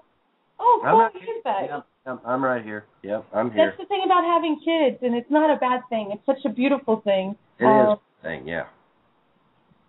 So I feel you, and that's the good thing about Blog Talk Radio and actually being able to be in control of everything is, you know, when need be, there's a song or something else that can allow you to walk away. That's right. But yeah, hopefully I've got her squared away, so we should be good for a while now. And you got a really young one. Mine's 4 now, which is a little bit more, you know, he's quite a handful. He's taking a nap, thankfully, at the moment. Yeah. Yeah, they're a job, but it's nice to have them, and really we're going to have. I mean, you know, if we really do have a post-apocalyptic Earth coming up, you know, we're going to have to seriously consider having children. I mean, you know, because otherwise we're going to go extinct. Everybody thinks it's the opposite. Hey, our carbon footprint's too big. Let's not have any kids. Okay, hello. Do you know what you're going to need just to be able to, like, work on the fields and do... Okay, technology's not going to completely go away. People are so scared about that, you know? Yeah. It's like, but we're going to change. We need to move away from the cities. There's a definite trend that's happening that is a beautiful thing. I think it's great. And, you know, it's good. We're going to bring in another caller. We've got 410 area code. And I'm hearing an echo, so I'm going to see if I can fix that. All right. And 410, you're on with us and the Punisher. Hi there. It's Minarka. Hello. How you doing? Hi, good. I know Nickie, but I didn't get your name. The male. My name is James Paul von Helton. I'm running for president as a dark horse candidate. Is that true? Or are you kidding around? Oh, no, okay. That's absolutely true. That is absolutely true. James, just the way it sounds. Paul, just the way it sounds. Von is V-O-N, and then Helton is H-E-L-T-O-N. I am a write-in candidate, a dark horse candidate. I will not be on any ballot. You have to write my name in. But yeah, I'm actually a candidate. I am a serious candidate. The reason I'm doing it the way I'm doing it is because I don't want your money. All I want is your votes. I don't want your money. And so I'm doing it this way. And yeah, well, see, there you go. See, that one thing alone right there, the fact that I don't want anybody's money, I think is what's going to garner me a lot of votes in 2012, provided we can have an election in 2012. I mean, we don't know what's going on, but... Oh, yeah, Obama could institute his 7 governors of the individual states, and, or what is it, 4 or 7? I can't remember. 10. 10 governors. Yeah, that's crazy. Yeah, isn't that interesting? His 10 hand-picked. Yeah. picked. We're not concerned about the people. We're concerned now about continuity of government. Yeah. Yeah, to heck with the continuity of the government. The founders have continuity of government. It's called vote the bums out. There you go. Or do what Egyptians are doing. Go and sit in front of your individual governmental building. Seriously, sit there until they leave. Don't let them in and don't let them out until they agree to leave. That's all it takes. Look. It's working. Yeah, it's working. Well, I don't know. I heard that Mubarak is now stating, just recently, he's still not leaving. So he's gone actually completely out of the place, but he did leave his vice president in charge.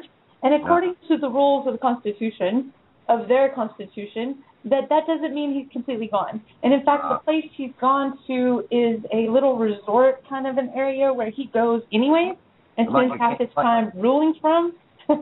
like a Camp David type deal. Exactly. That's where he's gone. But that's okay. He lets his vice president in charge. And this doesn't mean that his vice president cannot, change the whole course of the way things are going and put him back in control. That's what most people don't realize. And that's why the people on the square have not left. And in fact, what was seeming to dwindle has all of a sudden increased. They have thousands upon thousands more people showing up because they're trying to go back on what they want.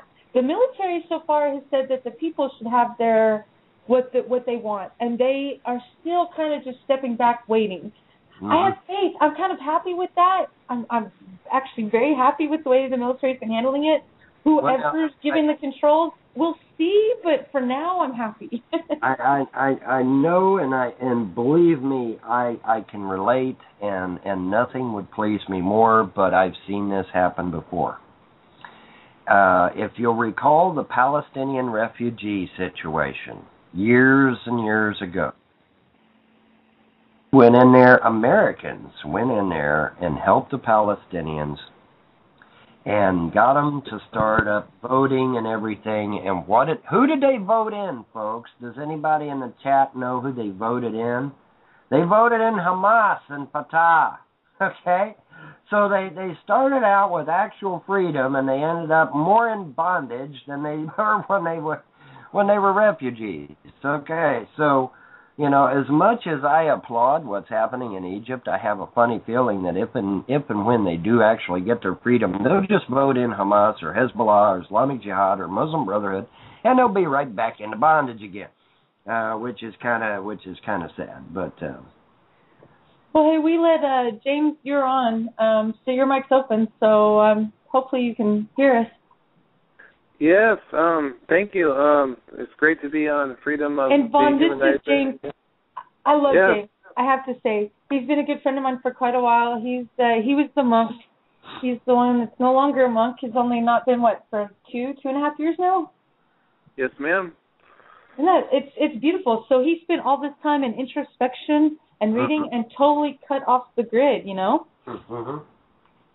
Yeah, and I'm listening to this program, and you guys have to, it's going to sound stupid, but you have to fill me in a little bit about what this theory means, to day-to-day life. I mean, if you can summarize it for me a little bit, because I have really, a really quick intelligence, so I can pretty much grasp it if you can summarize where you're going with this. I don't understand the question. Yeah, I know. Well, no, I'm just saying. No, just if you can, tell me the importance of, we're talking about extraterrestrials and this and that, and I'm wondering, what does that mean for the average, listener right now? What is the importance of what we're talking about? Okay. Yeah. Well, it depends. It depends on the extraterrestrial. See, all right, the story goes that a long, long time ago, the governments, plural, of this world made an agreement with the reptilians and the Greys that in exchange for certain amounts of technology, they would give over certain portions of humanity for experimentation, perhaps even as food. Okay, these were agreements that were made by the governments of the world eons ago, long time ago. Okay, and so starting in the early 1940s, late 1930s, early 1940s, abductions began. see, a lot of people are not aware of that because a lot of people don't know. A lot of people didn't hear about the abductions until the 1960s. That's wrong. Abductions actually began as early as the late 30s, early 1940s. Well, if you look at old paintings, they've been going on a lot longer than that. It's actually been going longer than that, correct. Well, but, we've all seen in mainstream media, Close Encounters of the Third Kind, and we've seen these different kinds of movies. We've seen the X-Files, and so we're kind of, at least from my point of view, we're clued in on, the possibility of that or the theory of it, but wondering, have things been documented that way? Is there any way we can really know scientifically that these things have occurred, I guess? Well, the best example and the most public example that I can give is Betty and Barney Hill from 1960s. I believe it was 1960s. It might have been earlier than that. Betty and Barney Hill were abducted allegedly by gray entities, and Betty was given a map, a star map. All right. We didn't even know what stars they were. We didn't find out about this star cluster until the 1990s, folks. All right, she's held on to this map from the 1950s to the 1990s because we didn't know what star cluster it even was. We've just recently had telescopes such as the Hubble and such as other telescopes of that ilk that were actually able to reach out and touch this star cluster. But we have now positively identified the star cluster that she has held on to from the 1950s or 1960s. That's documented. Okay, that's documented. That's not conspiracy. That's not a theory. That's not my opinion. That has been documented. Okay? And then they ask, who is it documented by? Was it by NASA or who? Everybody. I mean, everybody. It is well documented. It is well documented. Okay. So the question becomes, how, if there is nothing to these abductions, how did Betty and Barney Hill get this star map? And it's accurate. It's absolutely accurate. How did they get this star map? If all of this is crap, if all of this is just whatever. Because we did not have the telescopes to find this star cluster until the 1990s. I believe it was with the advent of the Hubble. Okay, we couldn't find it. We just couldn't. We could not find it. Excuse me. And so, I just wanted people to know. I also just brought in another caller. This should be Raymond. Raymond, you with us? Yeah, I had to. They call them smartphones, but guess what? They're only as smart as the users. Yeah. I got tied up. It's kind of like a child-proof cap that's actually adult-proof. Yeah. Yeah. You want to unlock technology? Let your kid have it. Yeah. No doubt, dude. I know. That's it. So what's going on, Raymond? No, I was just listening to your conversation, and I was just like in awe because I'm an avid coast to coast listener.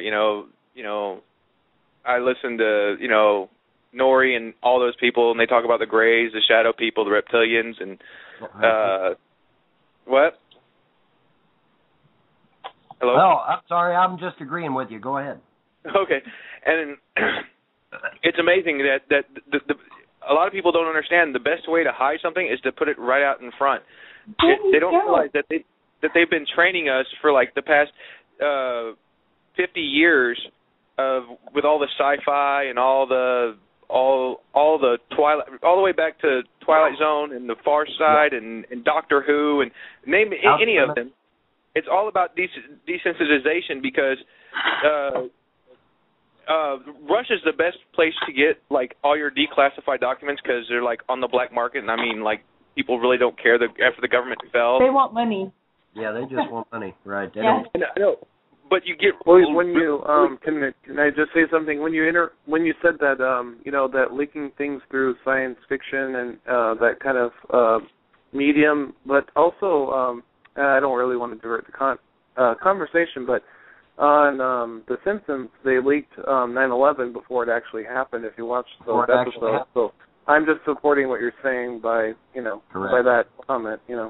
That's correct. They did, in fact, leak 9/11 on The Simpsons. That's correct. They sure did. They also leaked 9/11 on a show called The Lone Gunman, which was a spin-off. I saw that too. X-Files.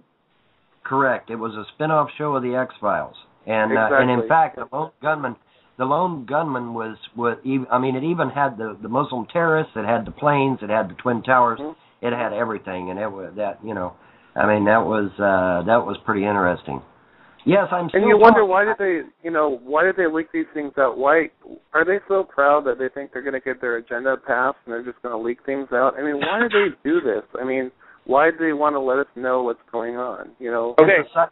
Well, I can answer that for you. It's a psyop. All right. See, here's the thing. Okay. The entities that are on their way. All right. The entities that are on their way, these three big starships that are hanging around Pluto and Saturn. I think they're at Saturn now. These three big starships that are hanging outside of Saturn. Yeah. We're led to believe that they are alien invaders. Yeah. They actually may not be. They might be from here. They might be. No, wait. Let me explain. All right. See, the agreements our governments have made with the reptilians and the Greys, you can find the information if you look hard enough, okay? Which leads me to believe that the reptilians and the Greys are already here and have been here for some time. Okay, so the enemy is already here, but the governments and the media want you to assume that the enemy is coming. They're on their way. Okay, when in actuality, these entities that are coming may actually be friendly. But they want you to be pissed at them. They want you to attack them because they're already aligned with the reptilians and the Greys. You follow me? Exactly. One of the theories I have is it was on Coast to Coast one night, and it started me thinking. The reason to answer you, James, that they were the reason that they're leaking this stuff and trying to desensitize us and make us more acclimated to the Greys and to the reptilians is because the reptilians and the Greys were complaining that we weren't who wants their dinner freaking out when they show up.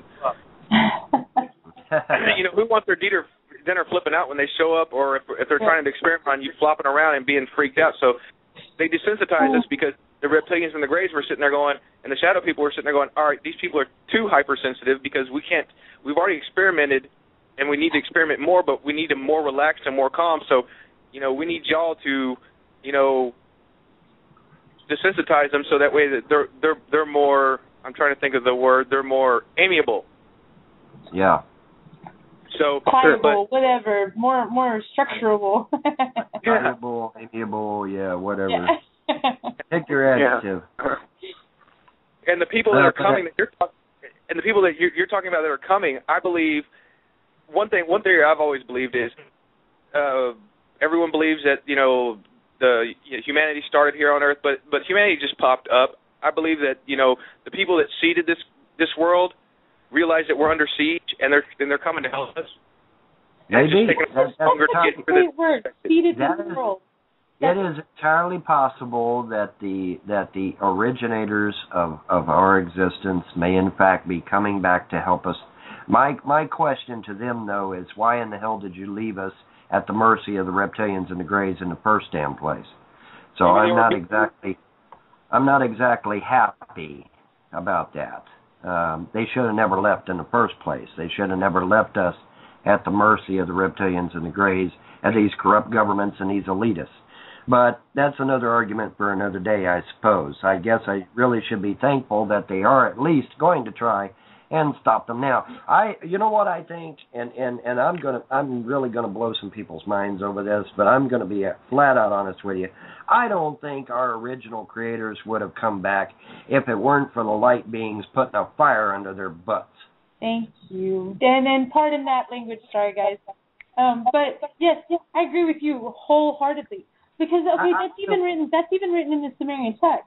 That all of a sudden there's this whole other entity that no matter what, there was something that went into the creation of mankind that wasn't expected. That we have a spark of the Creator, and that we were given, this world was for us. It was even stated in the Sumerian text that they were here, they were stuck here to make sure where we were okay.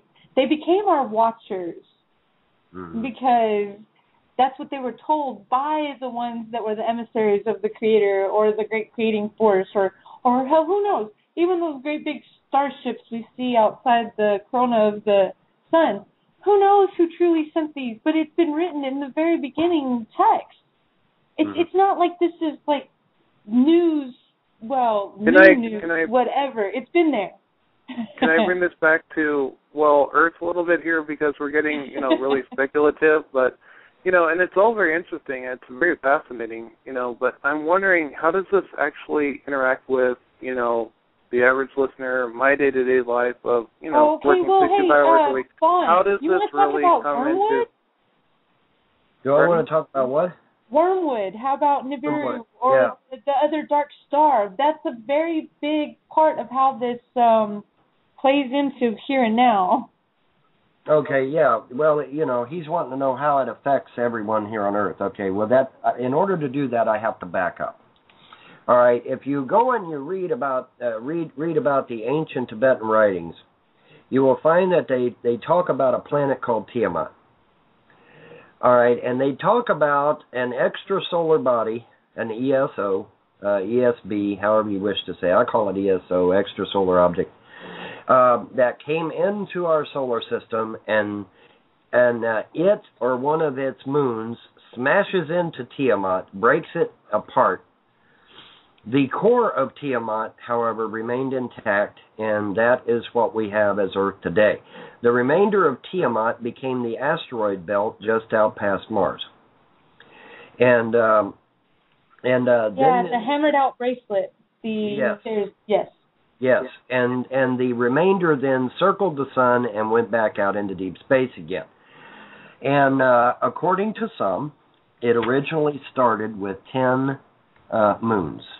All right, after its orbit around the sun, it was left with 7. It lost 3 of them. Now, why is that significant, Bob? It's significant because if you go into the book of Revelations and you read where it says a red dragon takes its tail and flings 3 stars towards Earth.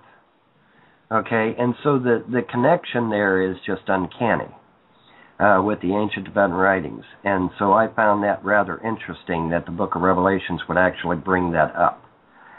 So is there correlation there? Yes, there is. Now, this second pass through our solar system, this next pass, I should say, because it's probably happened many, many times, but this next pass through our solar system, could it have devastating effects? If a direct strike occurs, yes. But this time I don't feel like a direct strike will in fact occur. Now, we still have Apophis out there, folks, so that's a real threat. And, of course, NASA is downplaying Apophis now, but there for a while that was on their radar hot and heavy. But they're downplaying it now. We still have the solar storm to deal with in 2012, 2013. That's still coming.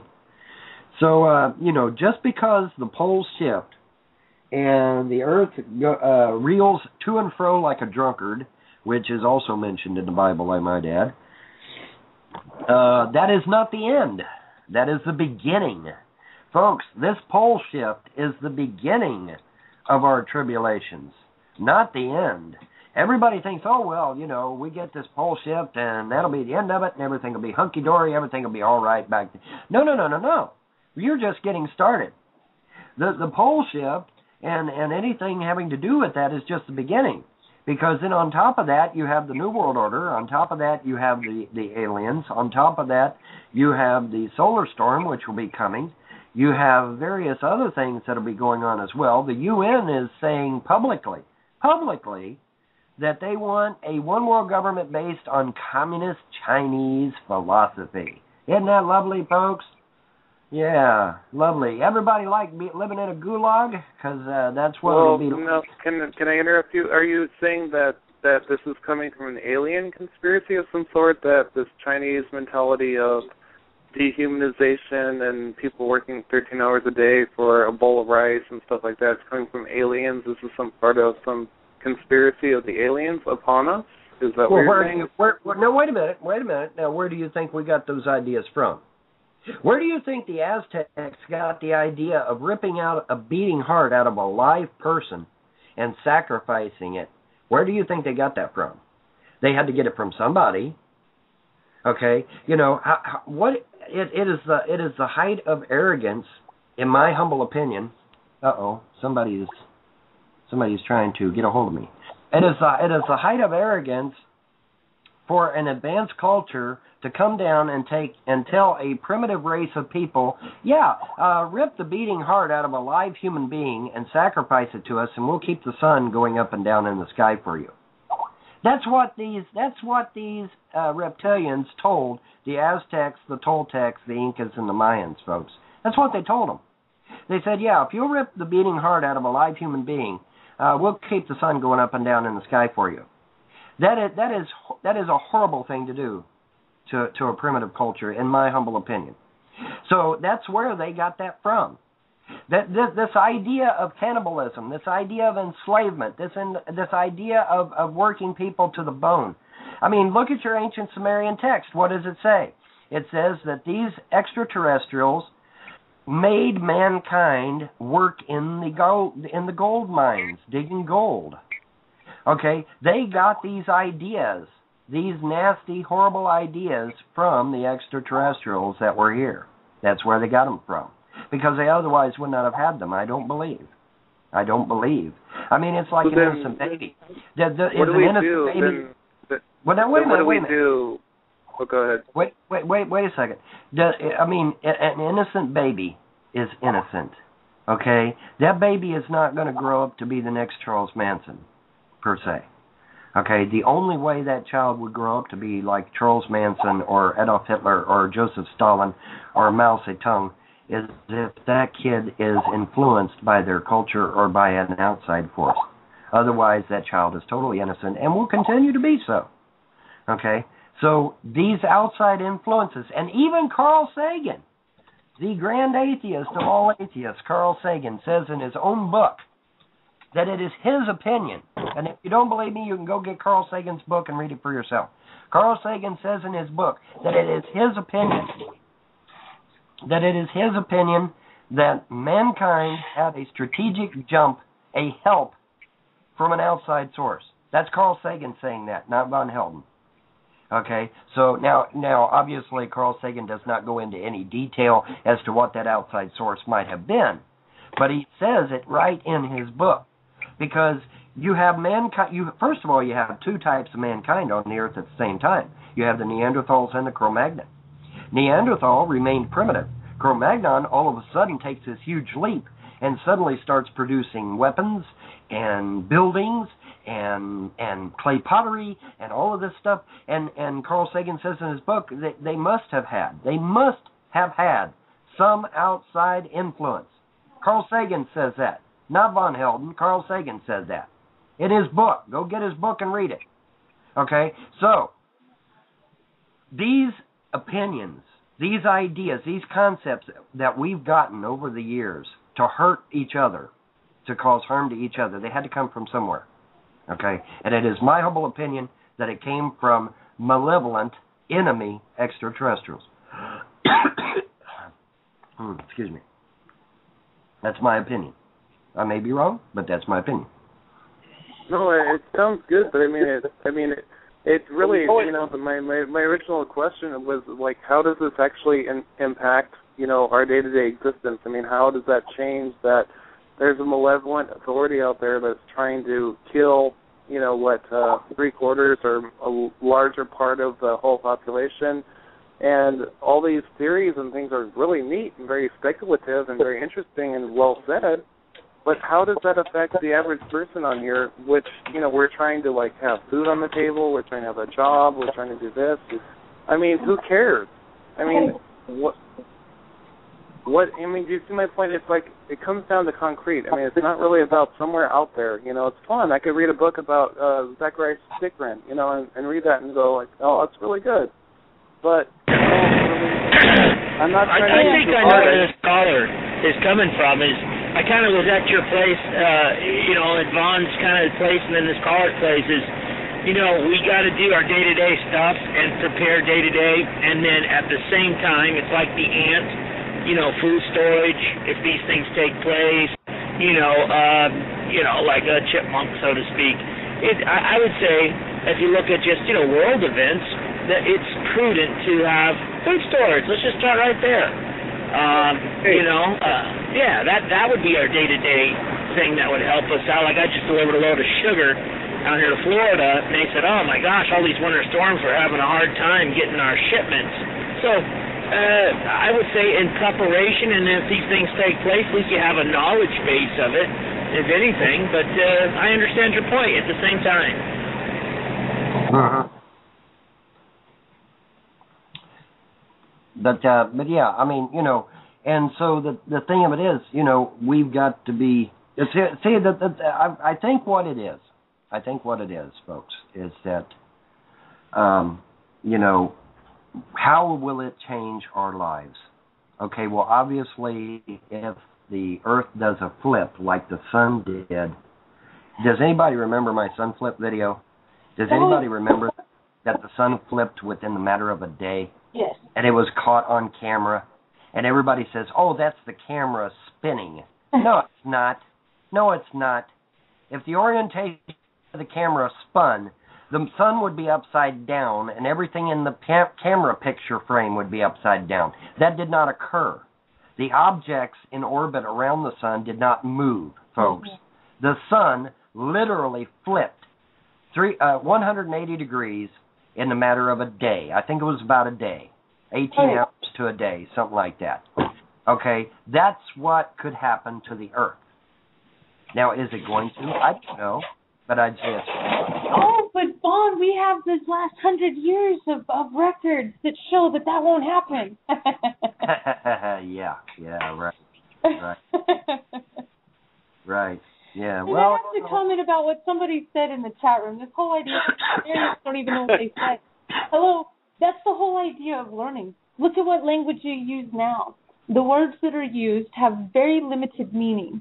If you go back, and you keep going back to some of the original languages, like the Sumerian language, whether it be written or spoken, the words that were used and the diagrams, the pictographs, the whatever you want to call it, what was used had many meanings. Many meanings. And that's the problem. We can't accept that now because it's always got to be A, B, C, D, 1, 2, 3, 4. It couldn't be a whole sky, an image of a sun that represented not only the number 1, but, several other ideas like the beginning. So we don't have that concept here in English. But trust me, learning that language and understanding that idea alone seriously changes the way you view ideas and language in itself. So me just learning this Sumerian grammar thing alone has helped me understand a whole wide, fracturing of ideas. Not just that one thing means one thing, it's a web of things it means. And we Nickie, don't have that in English. Nickie, if I can address the Punisher, is that your name? I'm sorry, I can't remember now. That's one of them. Okay. I have some less popular names, but I won't use them on air. Okay. Sure, fair enough. Well, it's just I'm coming from a different paradigm, I guess, in that I kind of, my path has been to go inward, to explore my own inner universe, and then, so to hear about these theories and stuff kind of, it kind of gets me going whatever, how does that apply to me? That's why I'm always asking that question. I'm not trying to be a nag and say, I'm not trying to criticize you unduly. No. my whole path has been to go inward and to find out, why this information matters for me, because in my life there's, like your life, there's a lot of information out there about everything. There's if I'm and so how do you discern what is most relevant to the average person? And it gets subjective. All right. Well, if I'm correct, and the people that I've been getting information from the last few years are correct, your life is not going to be the same. You'll probably be on the run. The cities will be gone. And anyone near the cities is going to be rounded up by the government and put into a camp of some kind. FEMA camps. And so, your life is going to be turned upside down. This is not going to be a picnic. Everybody that's getting on here and pointing their fingers and laughing, they're all dead. Or they're at least going to be in a FEMA camp. They're not going to make it. They can sit there and point their finger at us all day long. I don't care. They're dead men. I don't disagree with that at all. I mean, I see the same thing happening. I mean, I'm pretty informed about the news, and I know about the New World Order and things like that. And I guess it comes down to what do you do with it. I mean, how do you react to the fact that we are going to live through some very difficult times? What do we do? There's going to be people going to FEMA camps on trains, which are going to be the sheeple, and there's going to be those of us that are aware that have an ulterior plan. What do we do? How do we survive this? Because it's going to be a lot of chaos. Your audio is breaking up, sir. Yeah, badly. Oh, sorry. I'll restate it. But what I was saying was that there's a lot of people that are people that will go on this. That sounds really bad, but it's the top of the hour. So why don't we take a quick break and let everybody step out and walk around a little bit? Yeah. Take a breather, yeah. Yeah, I'm in the middle. I may not, I'm going to take care of my own smoking. May not be what Vaughn enjoys, but I enjoy my own. So we're going to move on and be right back. So I'm going to play a song and put everybody on mute for a moment. All righty. And then, so we're with the Punisher, of course, and it's been quite an interesting couple hours. They've gone by so fast. Yeah, it always does. It always does. Yeah, that's the great thing about learning new information and actually being excited about what you're doing. It's a beautiful thing, and I greatly appreciate it. Yeah, no problem. So, hey, Freedomizers, what I'm going to do real fast is I'm actually going to, let's see, I'm going to play a positive message because we haven't done that. And let me see if I can find something. You know what? I'm going to play this one. I love the title.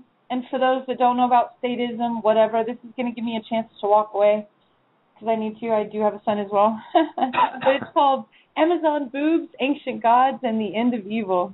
So, hey, guys. We'll be right back with you. What a name. Wow. Yeah, exactly. Yeah. Freedomizers, keep on freedomizing freedom, of course. Be back with you. All right. When I was a kid, I used to get National Geographic every month. And like most boys, I immediately scanned its contents for Amazon boobies. This is how I learned what an essential technological advance the Wonder Bra really is. Scattered around, these swinging boobs were strange stone statues that looked sort of like comic book characters. These pygmies would sometimes kneel and pray and chant and sing to them, which always made me smile. To them, it was a powerful and eternal God. To me, it was just, well, a giant stone cow. There are over 10,000 gods around the world, which look pretty ridiculous to just about everyone. If you weren't raised with them, they have no emotional resonance, no mythological power. They just look sort of like breakfast cereal cartoon characters gone wild. Silly rabbit. About 50 times a day, I am asked how we are going to stop using hierarchical violence to slowly destroy our world, our economy, and ourselves, and start building peaceful and voluntary solutions to complex social problems. The answer is very easy. every moral evolution in history has been preceded by incomprehension and followed by incomprehension. Slavery, the subjugation of women and children, the denial of property rights, all seemed perfectly normal until they were vanquished. And afterwards, it is hard to believe that such evils ever existed at all. The same goes for a stateless society. It only looks impossible because a truly free and peaceful society has yet to be achieved. But once we get there, and we will, people will look back at governments as ridiculous, bloody, and evil hangovers from the primitive and drunken adolescence of our species. Your government cannot protect your property by stealing half of it first. It cannot protect your life by threatening you with endless violent edicts. It cannot protect your money by forcing you to use a currency that it counterfeits at will. It cannot protect your children by sealing them up in 18th century mental prisons for years while selling their futures off to the highest bidder. Foreign gods always look silly, and statism is just another religion. Statism has its churches, its symbols, its deities, its rewards and punishments, and it relies on the control and abuse of children. The parallels are obvious and endless. So how do we end statism? Well, exactly the same way that we end religion. By revealing it as just another giant stone cow. If you don't grow up kneeling beneath the grim shadow of some foreign god, it looks ridiculous and so has no power over you. If you don't grow up speaking Esperanto, it just sounds like gibberish. To save the world, to free the world, to end war and imprisonment and abuse and torture and indoctrination and enslavement and the taxes and debts that enable all such evils, we need to stop teaching our children the language of the state. If we raise our children without aggression, without raising our voices, without raising our hands, without bullying, without control, without punishment and manipulation, with gentleness and firmness and love, they will never fear authority. They will never submit to a brutal hierarchy. And they will never accept the moral authority of those who call themselves the state. Our children will clearly see the evil foolishness of institutional violence because it will come as a shock and a surprise to them, instead of, as is so often the case now, an inevitable extension of how they are raised. Violence is a language we must unlearn. The only path to a peaceful future is to never teach our children that language to begin with. Then, and only then, all the ugly bullying, and violence, and control, and herding, and kidnapping, and imprisoning, and counterfeiting, and indebting, and enslaving, and worship, and fear, and obedience will no longer be charged with the power of myth and the petty religion of nationalism. The state will just be revealed as a silly superstition, a comic book god, a primitive hangover, nothing to be worshipped or obeyed or revered or even feared, just an old and dangerous toy we have outgrown. When that great dawn comes, when myth falls from delusion, the state will be revealed as just another giant stone cow, which we can all leave behind in the jungle of history it came from and where it damn well belongs.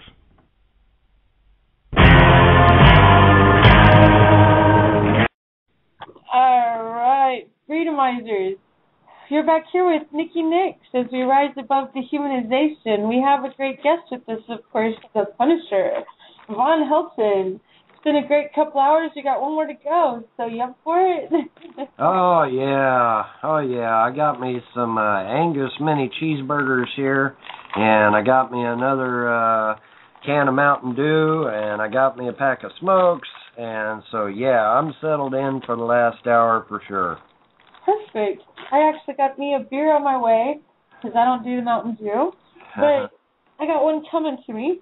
I got my own cigarette going, and as far as that goes, and yeah, fresh hot sauce, freshly made, all good food.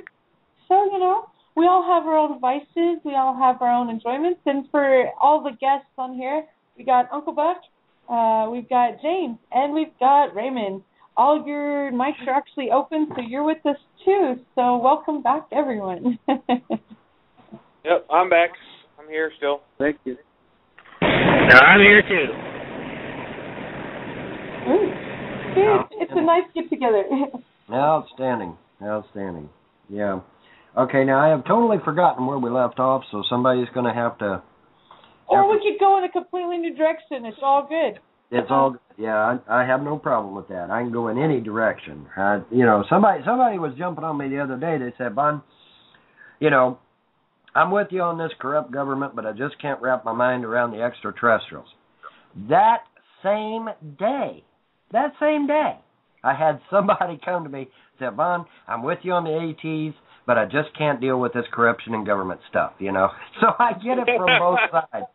I get it from both sides, guys. So, I feel if I'm getting flack from both ends, I'm probably doing something right, Well, with all due respect, that's where I'm at, because I know the New World Order thing, and but the James, UFO thing doesn't really fly with me.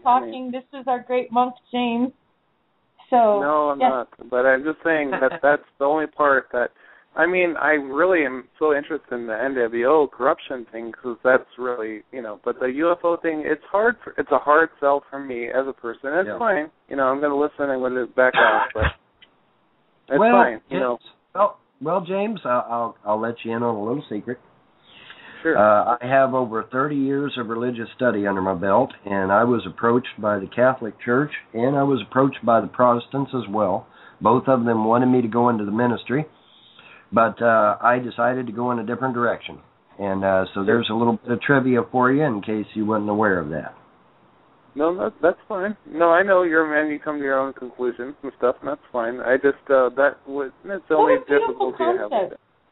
Being a man, that's something you don't even see in media these days. There's such a demasculation, seriously, and I don't think a lot of people seem to realize how much has been done to take down the man's role when it comes to being part of a family and being part of a productive part of their community. I'm not saying of the government, of their society. No. Of their community.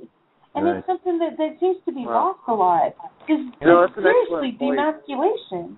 Yeah, it's an excellent point, Nicole. If I can speak to that, it's really good, that me and I'm sorry again, what's your name? The Punisher. If we can disagree and be men about it and stuff like that, and still, be civil about it, that's a big thing, because you're right. Men are taught to be stupid and you can't say anything, just go along with whatever we tell you to do and blah blah blah, and and I think if that's what you're saying, Nickie, I'm sorry if I'm misreading what you're saying. Very much so, James. That's exactly what I'm saying. And Vaughn, what do you have to say? And this is cool, because I can agree with the Punisher about I can disagree with him on certain things, and he's respectful and civil, and he thinks I'm an idiot, and I think he's an idiot. No, I'm kidding. No, not really. No, I respect your view, but, we can disagree and just be okay with it, and it's fine. That's so cool about your program, But yeah, I actually, to touch on that a little bit, we had, most of you probably don't remember, but there was a TV show with Carol O'Connor years and years ago. He played a man by the name of Archie Bunker. And, yes, I remember. Okay. And Archie Bunker was still a man. And he would tell Meathead and Gloria how it was. And a lot of times they totally did not agree with him at all. Despite the fact that most of the time he was telling the truth. But now the reason I bring Archie up is not because he was one of the last male role models, which he was, but I wanted to also bring up the fact that Archie Bunker actually predicted in one of his All in the Family shows a lot of the stuff that we're talking about today. Now, not the ET stuff, of course, but government corruption and that sort of thing. He was actually talking about that back in the 70s in All in the Family. Go back. Wow. If you can get a hold of some of the All in the Family episodes where him and Meathead are going back and forth about government and how corrupt it was and that sort of thing, go back and check some of those out. It will absolutely amaze you how Archie back then was talking about government corruption and how Bravo! Yeah. Oh yeah. Right on. Yeah, absolutely. And if you go back and watch some of those old episodes, you'll be amazed at how back then Archie was talking about how government corruption was going to be the end of America if we wasn't careful. And I didn't believe that because back in the day, Archie Bunker. I am sorry for the younger listeners that don't really know what we're talking about, but it was a really interesting mainstream program that we all watched, and whether we knew why or not, we liked the program because it was really pleasant and stuff. But he did really say a lot of prophetic things. I agree with you, Punisher, about that. Especially about the role of malehood. I mean, it's a huge issue nowadays. Nickie Nix, if you can do a program on that someday about the role of males in modern society, I think that would be a really great program. I'm serious. That would be really awesome because so many males, they have these concerns and these issues and stuff, and I think you'd have a huge audience for that one. Well, who's our male role model today, folks? King of the Hill and Homer Simpson. Oh my God, are we screwed? Exactly. I know. I mean, we're screwed. I mean, our role models for men today are King of the Hill and Homer Simpson. We are, are we in trouble? Well said. I mean, it is horrible. And you look at Barack Obama, our president. He's not really a man. Look at him. He's a wimp. What is this guy? He's a pansy. Beautiful. He's a stupid CIA asset that was used and abused. The Manchurian candidate. Hey, there was this joke. Okay, I saw it. I got to tell everybody. So knock knock. Who's there? Come on, somebody's got it. Okay, thank you. Kenya. Kenya who? Can you show me your birth certificate? yeah, exactly. Well, hello. Come on, wasn't that great? Come on, I gotta say, I'm sorry. I have to share. Can I just say something? America made history when we elected Obama. Yeah. We not only elected our first black president, we also elected our first woman president. I don't know about going that far, but I will say this. I don't like the idea that he is unqualified to be president of the United States. I don't like that. Well, let's do it Obama's way. Let's just form a committee so we can decide what we're going to do. Yeah, there you go. There you go. Exactly. Because I don't have the balls to make a decision myself. I need to form a committee. That's it. But I mean, this man's a dual citizen. He's a citizen of Jakarta, Indonesia, and he's a citizen of the United States. And if you go into the Constitution and you actually read it, dual citizens cannot be president. They can't. They're not allowed. It's forbidden. Okay, so how is it that the DNC missed this, the RNC missed it, Homeland Security missed it, NSA missed it, the Republicans, the Democrats, the Secret Service, the FBI, the CIA? How is it that everybody on the planet missed the fact that this man is a dual citizen and is not qualified to be president of the United States? How did they miss that? Exactly. The Hawaiian governor came forward. What did he say? That maybe he made a mistake. He never actually found the birth certificate. That's right. Yeah, there are several little things like this that have come out. Okay, plus the simple fact that if this sets precedent, this is the problem I have. If this sets precedent that says that you don't have to be a citizen to be the U.S. Because, look, it already happened. What do you do then? then things have to be changed because precedent. Well, then it makes all of his decisions, his executive decisions, null and void. This is not a U.S. citizen, so basically all his decisions are null and void. Except and that's a big problem. Look what we've already done. Everything we've adhered to came from his directives. I mean, seriously. Okay, he continued everything the Bush era brought about. He continued. Okay, that doesn't go along party lines. That doesn't go along even like respecting the people that he serves. Oh, God forbid we adhere to the word public servant. Mm-hmm. Well, see, another selling point for me becoming president of the United States in 2012 is that I have no problem showing my birth certificate. Oh, thank you. Well, that will get you elected, in my opinion. I would love to get on the stage with Mitt, hey, look at my hair, Romney, and Barack, I'm an illegal Obama, and Hillary, oh my God, here come the Chinese Clinton. I would love to get up on the podium with these guys and say, hey, you know, here's what I'm going to do as president, and I reach in my wallet and I pull out my birth certificate, and I turn to each one of them and I say, have you all got yours in your wallet? And just see, and folks, I won't have to do anything else. Just watch. Well, the you know, file. your campaign statement can be, it could be, you got yours, I got mine. Yeah, there you go. I got milk. Well, what is that? Never leave home without it? Is that Visa? You know, your birth certificate, Yeah. never leave home without it? Those things, yeah. I have mine. Mm-hmm. I'll be your vice president, by the way. Thank you. Yeah, I've got to carry mine to cross into Canada. That's right. Yeah. Mm-hmm. In fact, like actually, the first time I went into Canada, I actually got my my passport as opposed because you can't just use your birth certificate anymore. You can't do it. No, now you have to have something more. You can't. Yeah, you can't just sit there and say I'm American anymore. You have to say no. Really, I'm a real American. Yeah, exactly. I'm real. Exactly. See, this is why. Well, see, this is why none of these schmucks will ever debate me. Because the first thing I'm going to do is whip out my birth certificate, hold it up for everybody to see, and say, here you go, folks. Here's why you vote for me. And none of them will be able to produce it, I guarantee you. I guarantee you Mitt Romney, Hillary Clinton, Barack Obama, none of these clowns will be able to produce a birth certificate. They won't do it. Yeah, our Jewish Christian Department of what is she now? Who the heck knows? Oh, Mr. Napolitano? Oh, yeah, Janet Napolitano, yeah. She's Department of Homeland Security chief, yeah.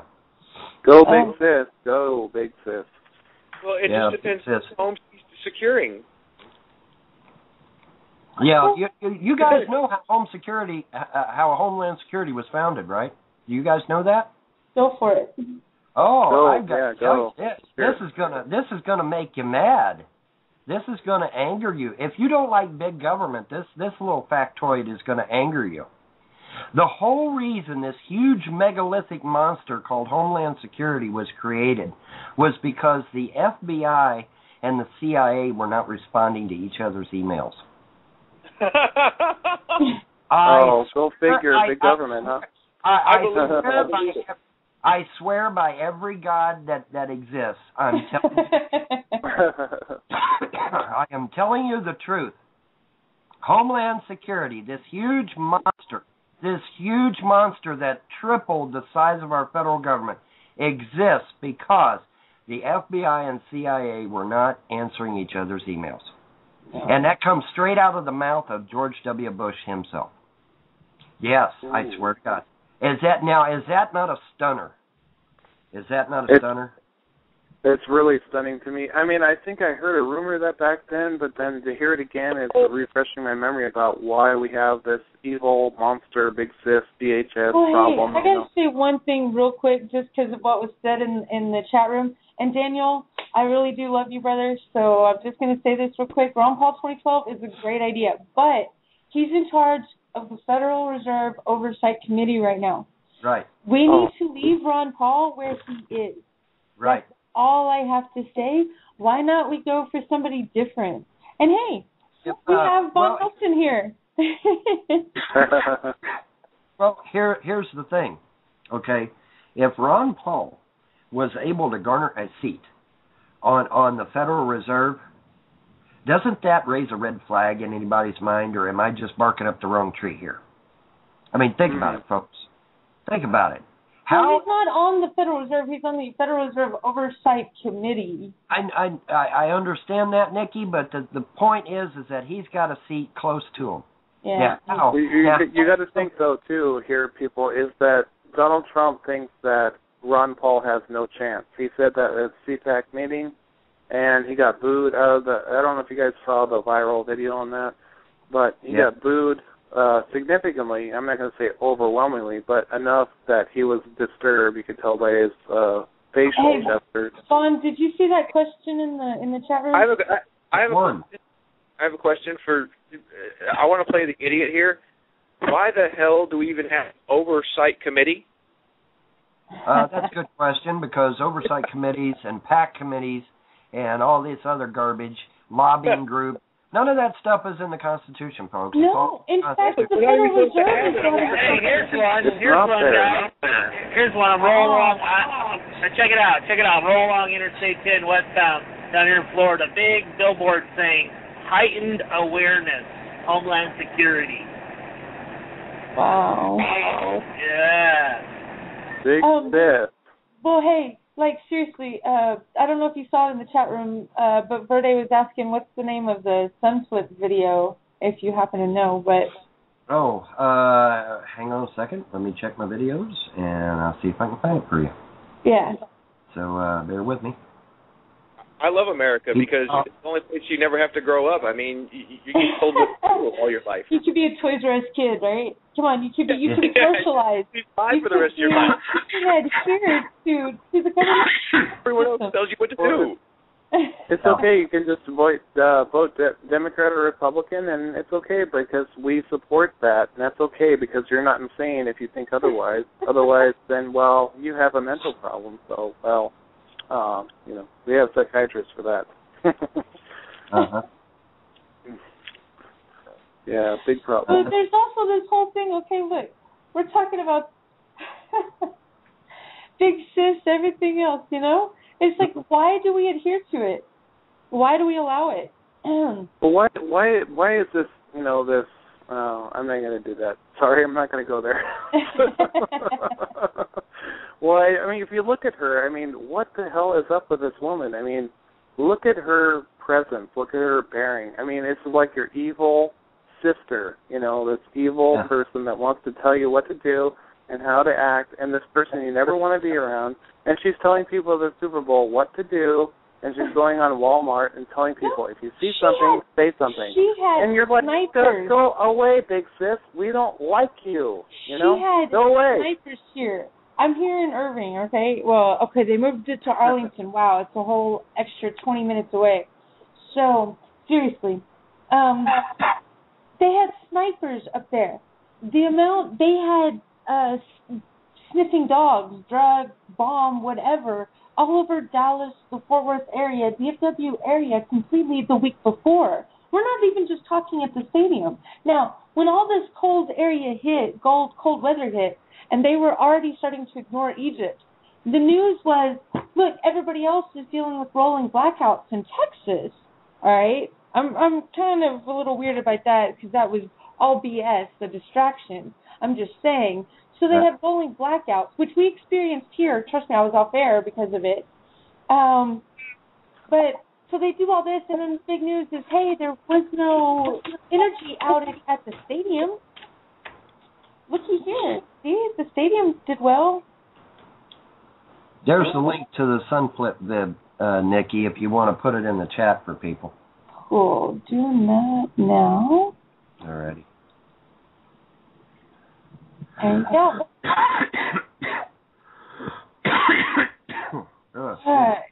There's a link to the Sunflip vid, guys, if you want to go check it out. The sun did not flip in seconds. The video flipped in seconds. The sun actually flipped in about 18 hours. crazy, but people think it's insane, but it's not. It's actually been recorded in other things. Have you ever paid attention to some of the cave drawings? I love this. When it shows about the spirals that appear. Mm-hmm. And what does it show? It always shows arrows heading up to the mountains. Have you noticed that? Has anybody else paid any attention to that? Mm-hmm. That's right. That's right. It's all in the cave drawings. It's all in the ancient writings. You know, I don't know what to tell you. You know, these guys knew what they were talking about years ago, and we refuse to pay attention at our own folly, guys. We really do. We better start paying attention, because these ancient people knew what the heck they were talking about, and we better start listening to them, because we're going to suffer if we don't, and that's just the truth. Yeah, let's ignore our past. Let's ignore everything that's been presented to us, and let's accept it as something else, you know? It's like we have to accept mythology as being mythology. Why not accept the fact, like Iliad's coins and things? We found, like, artifacts. We found Troy. We found what is the the thing, wooden though? horse. I mean, what is, those were saying? stories, not history, stories. The thing is that if you don't learn from, you know, the events, the events of the past, then you're doomed to commit them in the future. Repeat it. If you don't learn from history, you are doomed to repeat it. Yeah. Right. And we can all learn from whatever our belief system is currently. We can look back and say, hey, you know, look back at history and say, all right, now we know what not to do, don't we? You know. Right. Why don't we look at the Bible that way? Why does it have to be a spiritual leader at that point? Why can't it be our history? Why do we have to attach this whole other essence and ability that mankind has? Part of our influence, part of our creator, part of what makes us who we are is attached to the spirituality notion that we attach to nothing more than our history. And we want it to be something as what? Our Messiah, our Savior? Why not a great teacher? Why not we accept that and then look at the teachers that have come since then? Why can't we look at Gandhi? Why can't we look at Mandela? Why can't we look at those that are here right now speaking to you as you listen, and those that are listening in the archives? What is wrong with listening to the teachers that come now? Hey, Nix, the reason that will never work is because those people are. There has to be a degree of separation, because people, on the whole, are usually not happy with themselves. So, bringing them closer to someone that they can actually relate with, they can't deal with that. So they have to compare themselves to someone that is long dead and gone.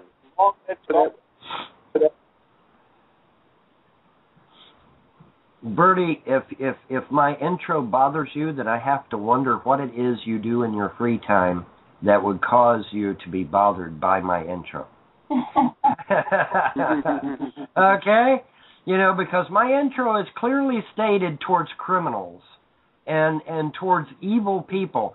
So if my intro is bothering you, I have to ask what you're doing in your free time. Wait, you don't have the ability to move that little button past that beginning? Who's got the echo? It's not me. Well, I would just say this. Pardon me. Well, what's going on? If I may. Somebody has their speakers on that's connected to us, so if y'all want to turn your speakers off, that's cool. I'm just... One thing I'd like to say, though, is that, you know, I am a Christian fundamentalist. I'll just put that out there, so... Give me all the hate you want. But the one thing I really know... We love you, so you can't do that. Sorry.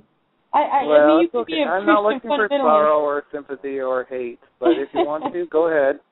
I have enough of it in my life. But one thing I want to say is that the people that I'm closest to are the Buddhists and Hinduists and Christian mystics currently today that are alive. Because I have more in common with them than I do with any other, you know, mentalities of today, because being a monk for 11 years, you know, those are the people, you know, what is the saying, you know, you're attracted to a certain breed of people because you've been that certain kind of people. You have that wavelength. You have that energy source. And bird it of a feather flies together, right? It's so beautiful. And that's the way it is. But, you know, and I respect them. I don't necessarily agree with them, and just like I don't necessarily agree with the Punisher here, although what he was saying is well said, and I'm sure he has a lot of information that he's going on that he believes, and I'll have to look into that. So I just want to qualify that. No, that's cool. Like everything else, hey, look it up yourself. Don't ever trust Absolutely, in fact, I've stated that many times in my videos. Don't take my word for it. Look it up. You know, do some research.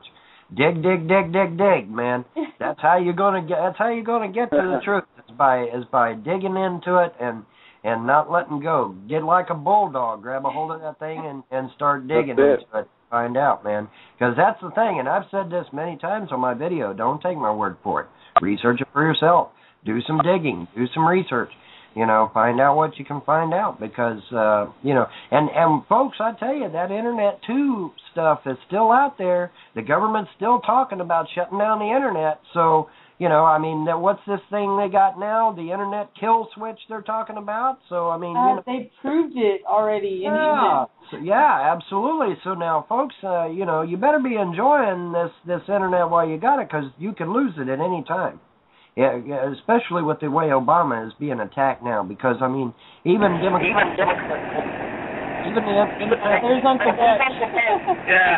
Sorry. Yeah, I just want to say, Vaughn, I'd like to get, with Nickie's permission, of course, you on with Lieutenant Colonel SC. That'd be a great show. Okay, that's fine. Okay, all right, just well, yeah, I want to get him to, like, actually, you know, come on my show, so. Yeah. Now, wait a minute, I got to salute this clown if I do that, though.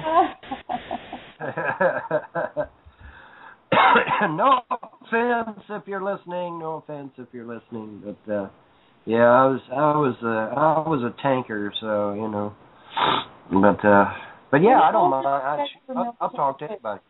That'd be awesome. I would love for you to come back with me all together. So I've had fun and. Yeah, I'll talk to anybody. I don't care. I'll talk to anybody. I don't care. Just be advised. I'm highly opinionated, and I am not afraid to share my opinion. Not in the least.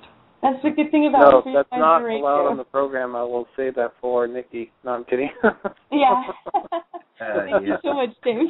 We love it. Say what you want. It's awesome. Mhm.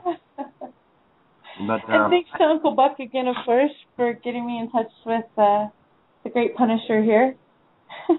Well, I don't know about how great I am. And me and my pitiful little 6,000 subscribers, I mean, you know, I'm not that slip on YouTube's radar screen. You know, if I was pulling down the numbers like Sexy Phil or Shane Dawson or Fred was, then, yeah, I might, you know, might be different. But well, at least you have something intelligent to say, and I'll sit there and I pay attention. So. Yeah, at least I'm not like Shane Dawson sitting in my closet talking about, oh, woe is me, you know. I still haven't quite figured out. I tried to actually sit down and watch one of his videos, and I'm sorry. He was sitting in a closet. You could clearly see he was in his closet because his coats were hanging in the background, you know, and so you could clearly see the man was sitting in a closet, and he was just going on and on about nonsensical stuff that I just, you know, and I'm like, why? Why is this video pulling down 2 million views? It's a dude sitting in his closet railing about his life. I mean, you know, like nobody in their lives have problems. I mean, you know, what is the deal here? You know, and I just couldn't get it. I'm sorry. You know, maybe I've grown numb to society or something, but I just couldn't figure it out. I really couldn't. And but I tried. I gave it my best shot. I actually tried to sit down and watch it, and I just wasn't getting there. You know, because he wasn't. One more quick thing. I hate to do it because we passed up our break again. That. So let me do this one last time because we are running out of time. And anybody who wants to comment and has anything to say, we always welcome, like, dissenting view, you know, if you like it, hey, you know, I'm sure Vaughn doesn't mind someone saying, hey, you're pretty cool. It wouldn't be a bad thing either. So you can always call us at 347-324-3704. You can also check out the other hosts here at Freedomizer Radio at www.freedomizerradio.com. And, of course, we're going to be back with you. You know, I'm going to play another quick song. I'm going to play some Vinnie Paz. Well, you know what? Why don't we play some... Megadeth. Motorhead. Oh. Yeah, right. Wouldn't that be nice? Yeah. Motorhead. I like that one. Yeah. Trust me. I don't think they'd like... I'd play some straight out Manson, so we'd have some issues. Wow. So what I'm going to do is we're going to play some Payday Monsanto. They were on just a couple nights ago. It was quite a great show. I got to talk to him. He apparently says he knows me. So we're going to give him some respect like I guess apparently he gave me. Here we go. Hang in there, Freedomizers. And we're going to have to come to the grips with the fact that they told us exactly what they were going to do. They wrote a document called the Project for a New American Century. Don't ever say I didn't warn you. That's about all one can do. Anything these creatures tell, the opposite is probably true. But every day their grip is getting stronger. We must not prune the tree of evil any longer. Every day the tyrant's getting closer. Will you sit back and watch or do what you're supposed to? What can I get with 2.3 trillion? When does a citizen become a civilian? When did the heroes morph into the villains? How can two planes powderize 3 buildings? These are questions that could get you murked, politically, socially, physically put into the dirt. Many swear that there's some kind of conflict of interest within. The conflict depends upon what you're interested in. You can chant 9/11 was an inside job all day until you say to Mossad and pay closer attention to Flight 175 and the odd cylindrical pod beneath the fuselage. Then it's 2+2 level addition after you factor in the flight termination systems. Then flash back to the cash the good rabbi stole, September 10th style, right down the rabbit hole. What can I get with 2.3? You can get unlimited corporate news. What can I get with 2.3? You can have any mercenaries you choose. What can I get with 2.3 trillion? You can steal a couple million souls. What can I get with 2.3 trillion? You can get everything under control. The missile they hit the Pentagon with was not an act of randomness. It murdered accountants, bookkeepers, and budget analysts. That side of the building was retrofitted prior to this to withstand bomb blast, the nickname the catcher's mitt. If that don't give you some kind of clue why they blew the mortar, maybe you should take some medication for your new disorder. If buildings are burning, don't ever trust a news reporter with 267 stories of gruesome slaughter. Don't ever mention Dov Zakim and trillion stolen, much less missile-equipped Boeings, even remote controlling. With System Planning Corporation International, the folks that see if you got some buildings you like to crash into. But that's impossible without the proper capital. That's why I'm asking you what you would do with unimaginable wealth. So much money you can't delve in it. Enough to buy 10 presidents and 12 senates. What can I get with 2.3? You can get unlimited corporate news. That's right. What can I get with 2.3? You can have any mercenaries you choose. All night. What can I get with 2.3? You can steal a couple million souls. Indeed. What can I get with 2.3? You can get everything under control. Now that's greed. What can I get? What can I get?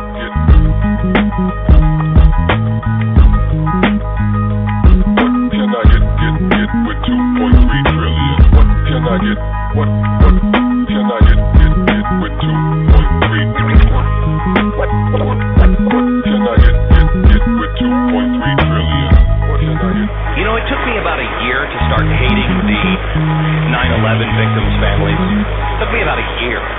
And I had such compassion for them, and I really, I wanted to help them. That's about a millionth of what you can get with 2.3 trillion. Some clown named Glenn Beck, fucking with a Pentagon talking point of how he hates the 9/11 victims' families. But that didn't roll over too well, did it, Glenn? They're well aware they can no longer create a consensus as effectively as they used to. So they parade some other clown on the other side of the spectrum named Geraldo to task tacitly give 9/11 truth a 6-minute segment semblance of credence, as if we didn't have that 9 years ago, dummy. The system is designed to make you think anything is funny. Pretty soon you won't be able to buy anything but your monopoly money, dummy. What can I get with 2.3 trillion? What can I get with 2.3 trillion? All right, everybody. We're back with you. And I got to say one thing before I keep going, because I keep hearing like their Monopoly money. All I got to say is like purple golf balls, so. And fuzzy dice. Don't forget the fuzzy dice. It's very important. Anyways. That was Payday Monsanto, for any of those that don't know. Quite an interesting group. Oh, well, man. Definitely something people should check into. He is a friend on my YouTube channel, so you can probably find him that way if you don't know who he is. But there's quite a few things. And you can always look at the archives. He was on with Proof Negative just a couple of nights ago. I loved it. Vaughn, it was funny. I hung out with him, and I got on there, and the first thing he did was say my name, say the name of my show, and says he knew who I was. I was like, cool. Yeah, first time talking. Nice to meet you. There you go. It was great. But hey, everybody's guest that's with us, your mics are still open, and we got a 720 area code with us as well. So 72 area code, hello. You're with the Punisher. Hey, how you doing? I love that song because y'all just let the world know how ignorant Glenn Beck is, because I was looking at the celebration of what the people are doing over there is, and Fox News is the only station still scaring grandmama, thinking that them people going to come over here and attack America. And I listen to ABC, NBC, CBS, everybody's talking real positive about it, but Fox News, they still out there trying to split the world up with stupidity and ignorance and trying to scare grandmama like them people on it. I was just looking at Glenn Beck, and he was, he could see the celebration of what them young folks did to get from honor somebody who was keeping them honor. He was, because what Fox News believe in, when they see that many people out there, they probably would have put American soldiers on and start spraying them people. See, they need to get over with this trying to split the world up and let's find some peace in the world. Why do they want to separate us so much? We're so much alike. What is this whole idea that we have to... But this is Fox News. Everybody else wasn't doing that. When you listen to Fox News, they out there preaching, still trying to scare grandmama, thinking somebody out to get grandmama. Grandmama got a history. We understand grandmama was in the 50s and the 60s spitting on people, but ain't nobody out to get grandmama. That's right. That's right. Now, I will say this, though. I will say this, though. There is obvious threats to Islam, such as Hamas, Hezbollah, Islamic Jihad, Muslim Brotherhood, Al-Qaeda. Well, you know what? They are real. Threat. If you look at the history of what Christians did in America, so we can't, because they ain't blew up buildings, they ain't blew down stuff, they ain't killed people. Ain't nobody perfect. But, if we got to look at our own faults before we start talking about somebody else. I mean, come on. Everybody's done something when it comes into the name of a god. And that's never a good thing. So let's get over this whole having to be controlled by another religious dogma. Why does it have to be Christians stand forward? Because it's not Christians, it's Americans that stood forward. It was people that stood forward.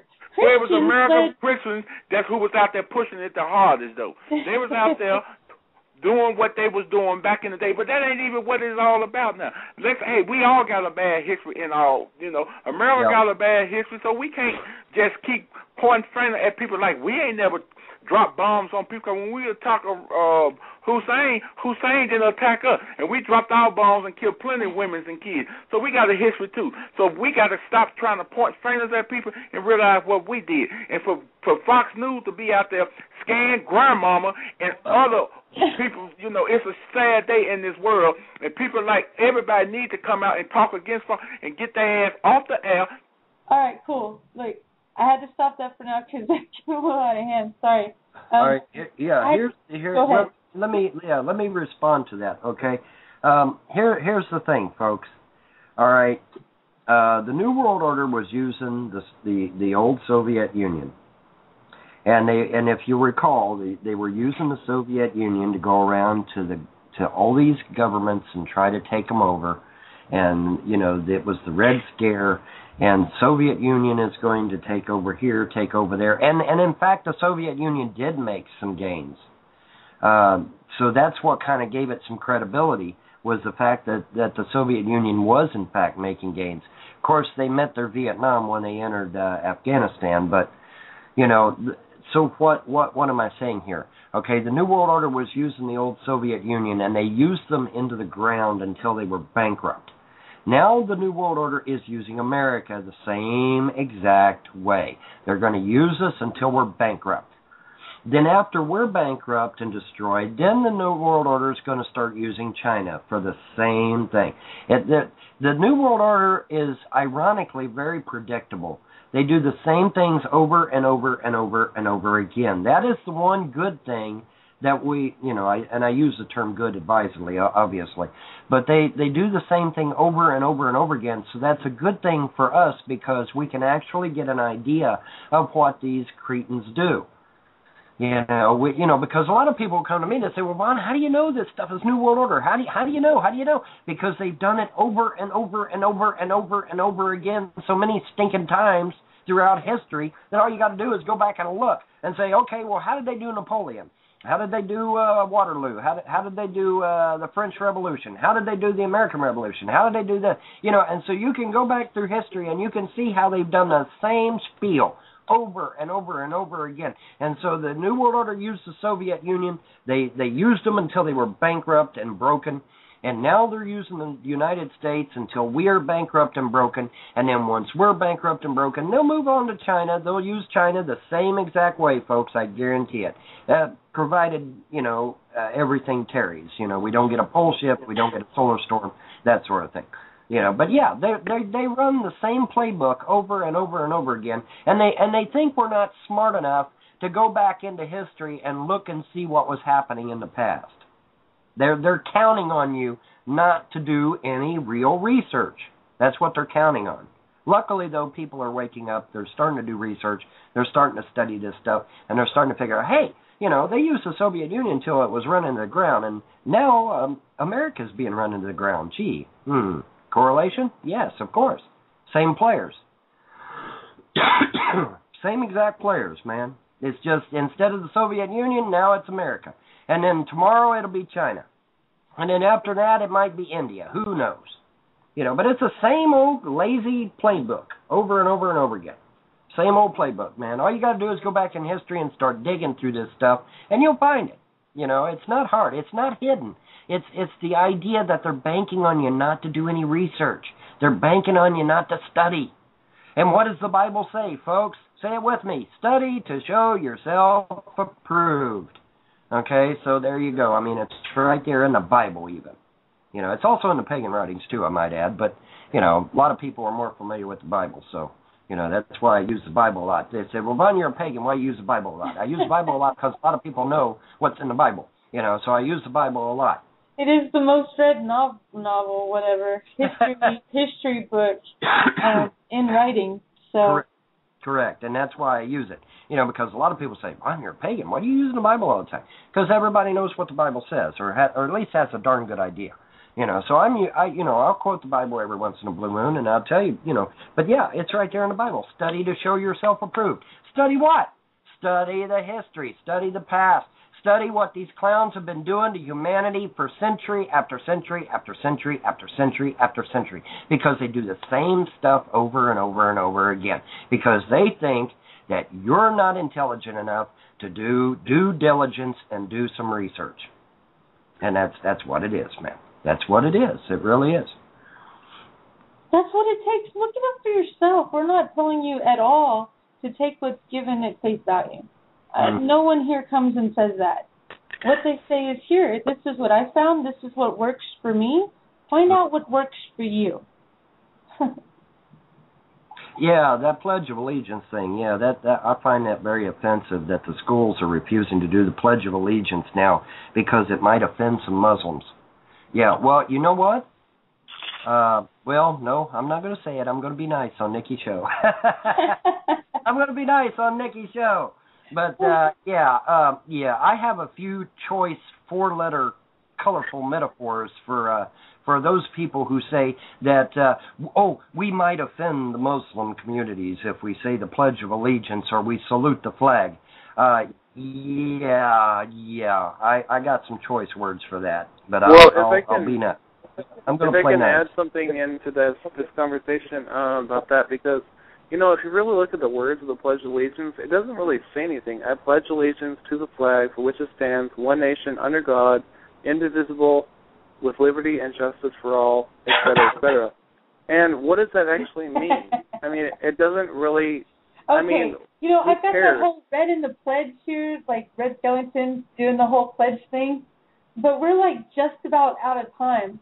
So we're gonna have to save that conversation for next time. For another day. Yeah. That's a whole conversation getting into what what's the Pledge of Allegiance means. We could bring that up on Tuesday maybe, or some other show. There you go. There you go. There's always another day. There's always room for Jello, folks. Always room for Jello. There you go. Always well, room. Hey, speaking of, hey James, you want to say hi to everybody real quick? And I still got to bring you on. We still got to go on with your next show, for that matter. Oh, I mean, hello to everybody. What are you saying? Yeah, you want to say hello to everybody because we're running out of time, that kind of stuff? Oh, yeah, of course. Hello, everybody. I love you. I pray for you. And, you know me, I'm a fundamentalist Christian. You better watch out. I might convert you. Good luck. But I love you all anyways. I accept everything you believe. And, we'll all find out in the end. And I wish you all blessings. And thank you for having me on the program, Nicole. And for the Punisher, I hope you don't punish me soon. But... I won't. I think. Thank you very much. I think you're safe.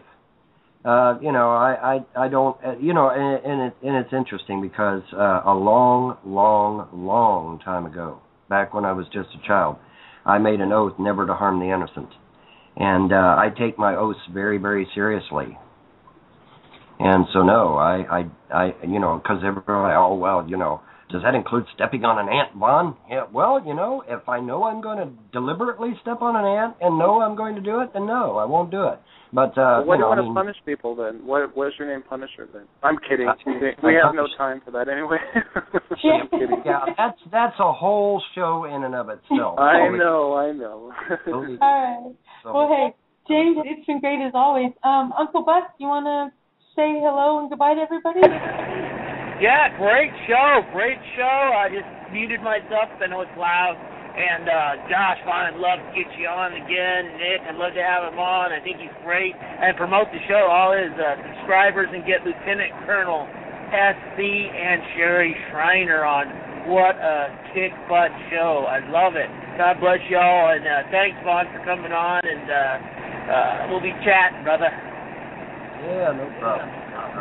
All right. And, of course, the great Punisher here, and I'm putting in your tube one last time. You've already gotten at least one good subscriber already added to your account from the show. Okay. Yeah. While we only got a few minutes left, let me plug the fact that yes, I am really running for President of the United States. It is not a joke. It is not a gag. I am a write-in candidate. Okay. What that means, folks, is that I will not officially be on the ballot, which means you'll have to write my name, physically write my name in. If you're using electronic box, there will be an empty box below the president's, and you just write my name in that empty box. If you prefer otherwise, you can request a write-in ballot, what they call a write-in ballot. You can also vote absentee and write my name in that way. But I am really legitimately running for president as an absentee, as a write-in candidate. You must spell my name correctly. It is James Paul Vaughn. Vaughn is spelled little V-O-N. Helton, H-E-L-T-O-N. Okay, 2 words there. Vaughn Helton is 2 words. V-O-N, H-E-L-T-O-N. So you got to get the spelling right. But I am really running as a write-in candidate for president in 2012. I have plenty of videos on YouTube about my presidency. Feel free to download those and pass them out. 90 seconds. Okay.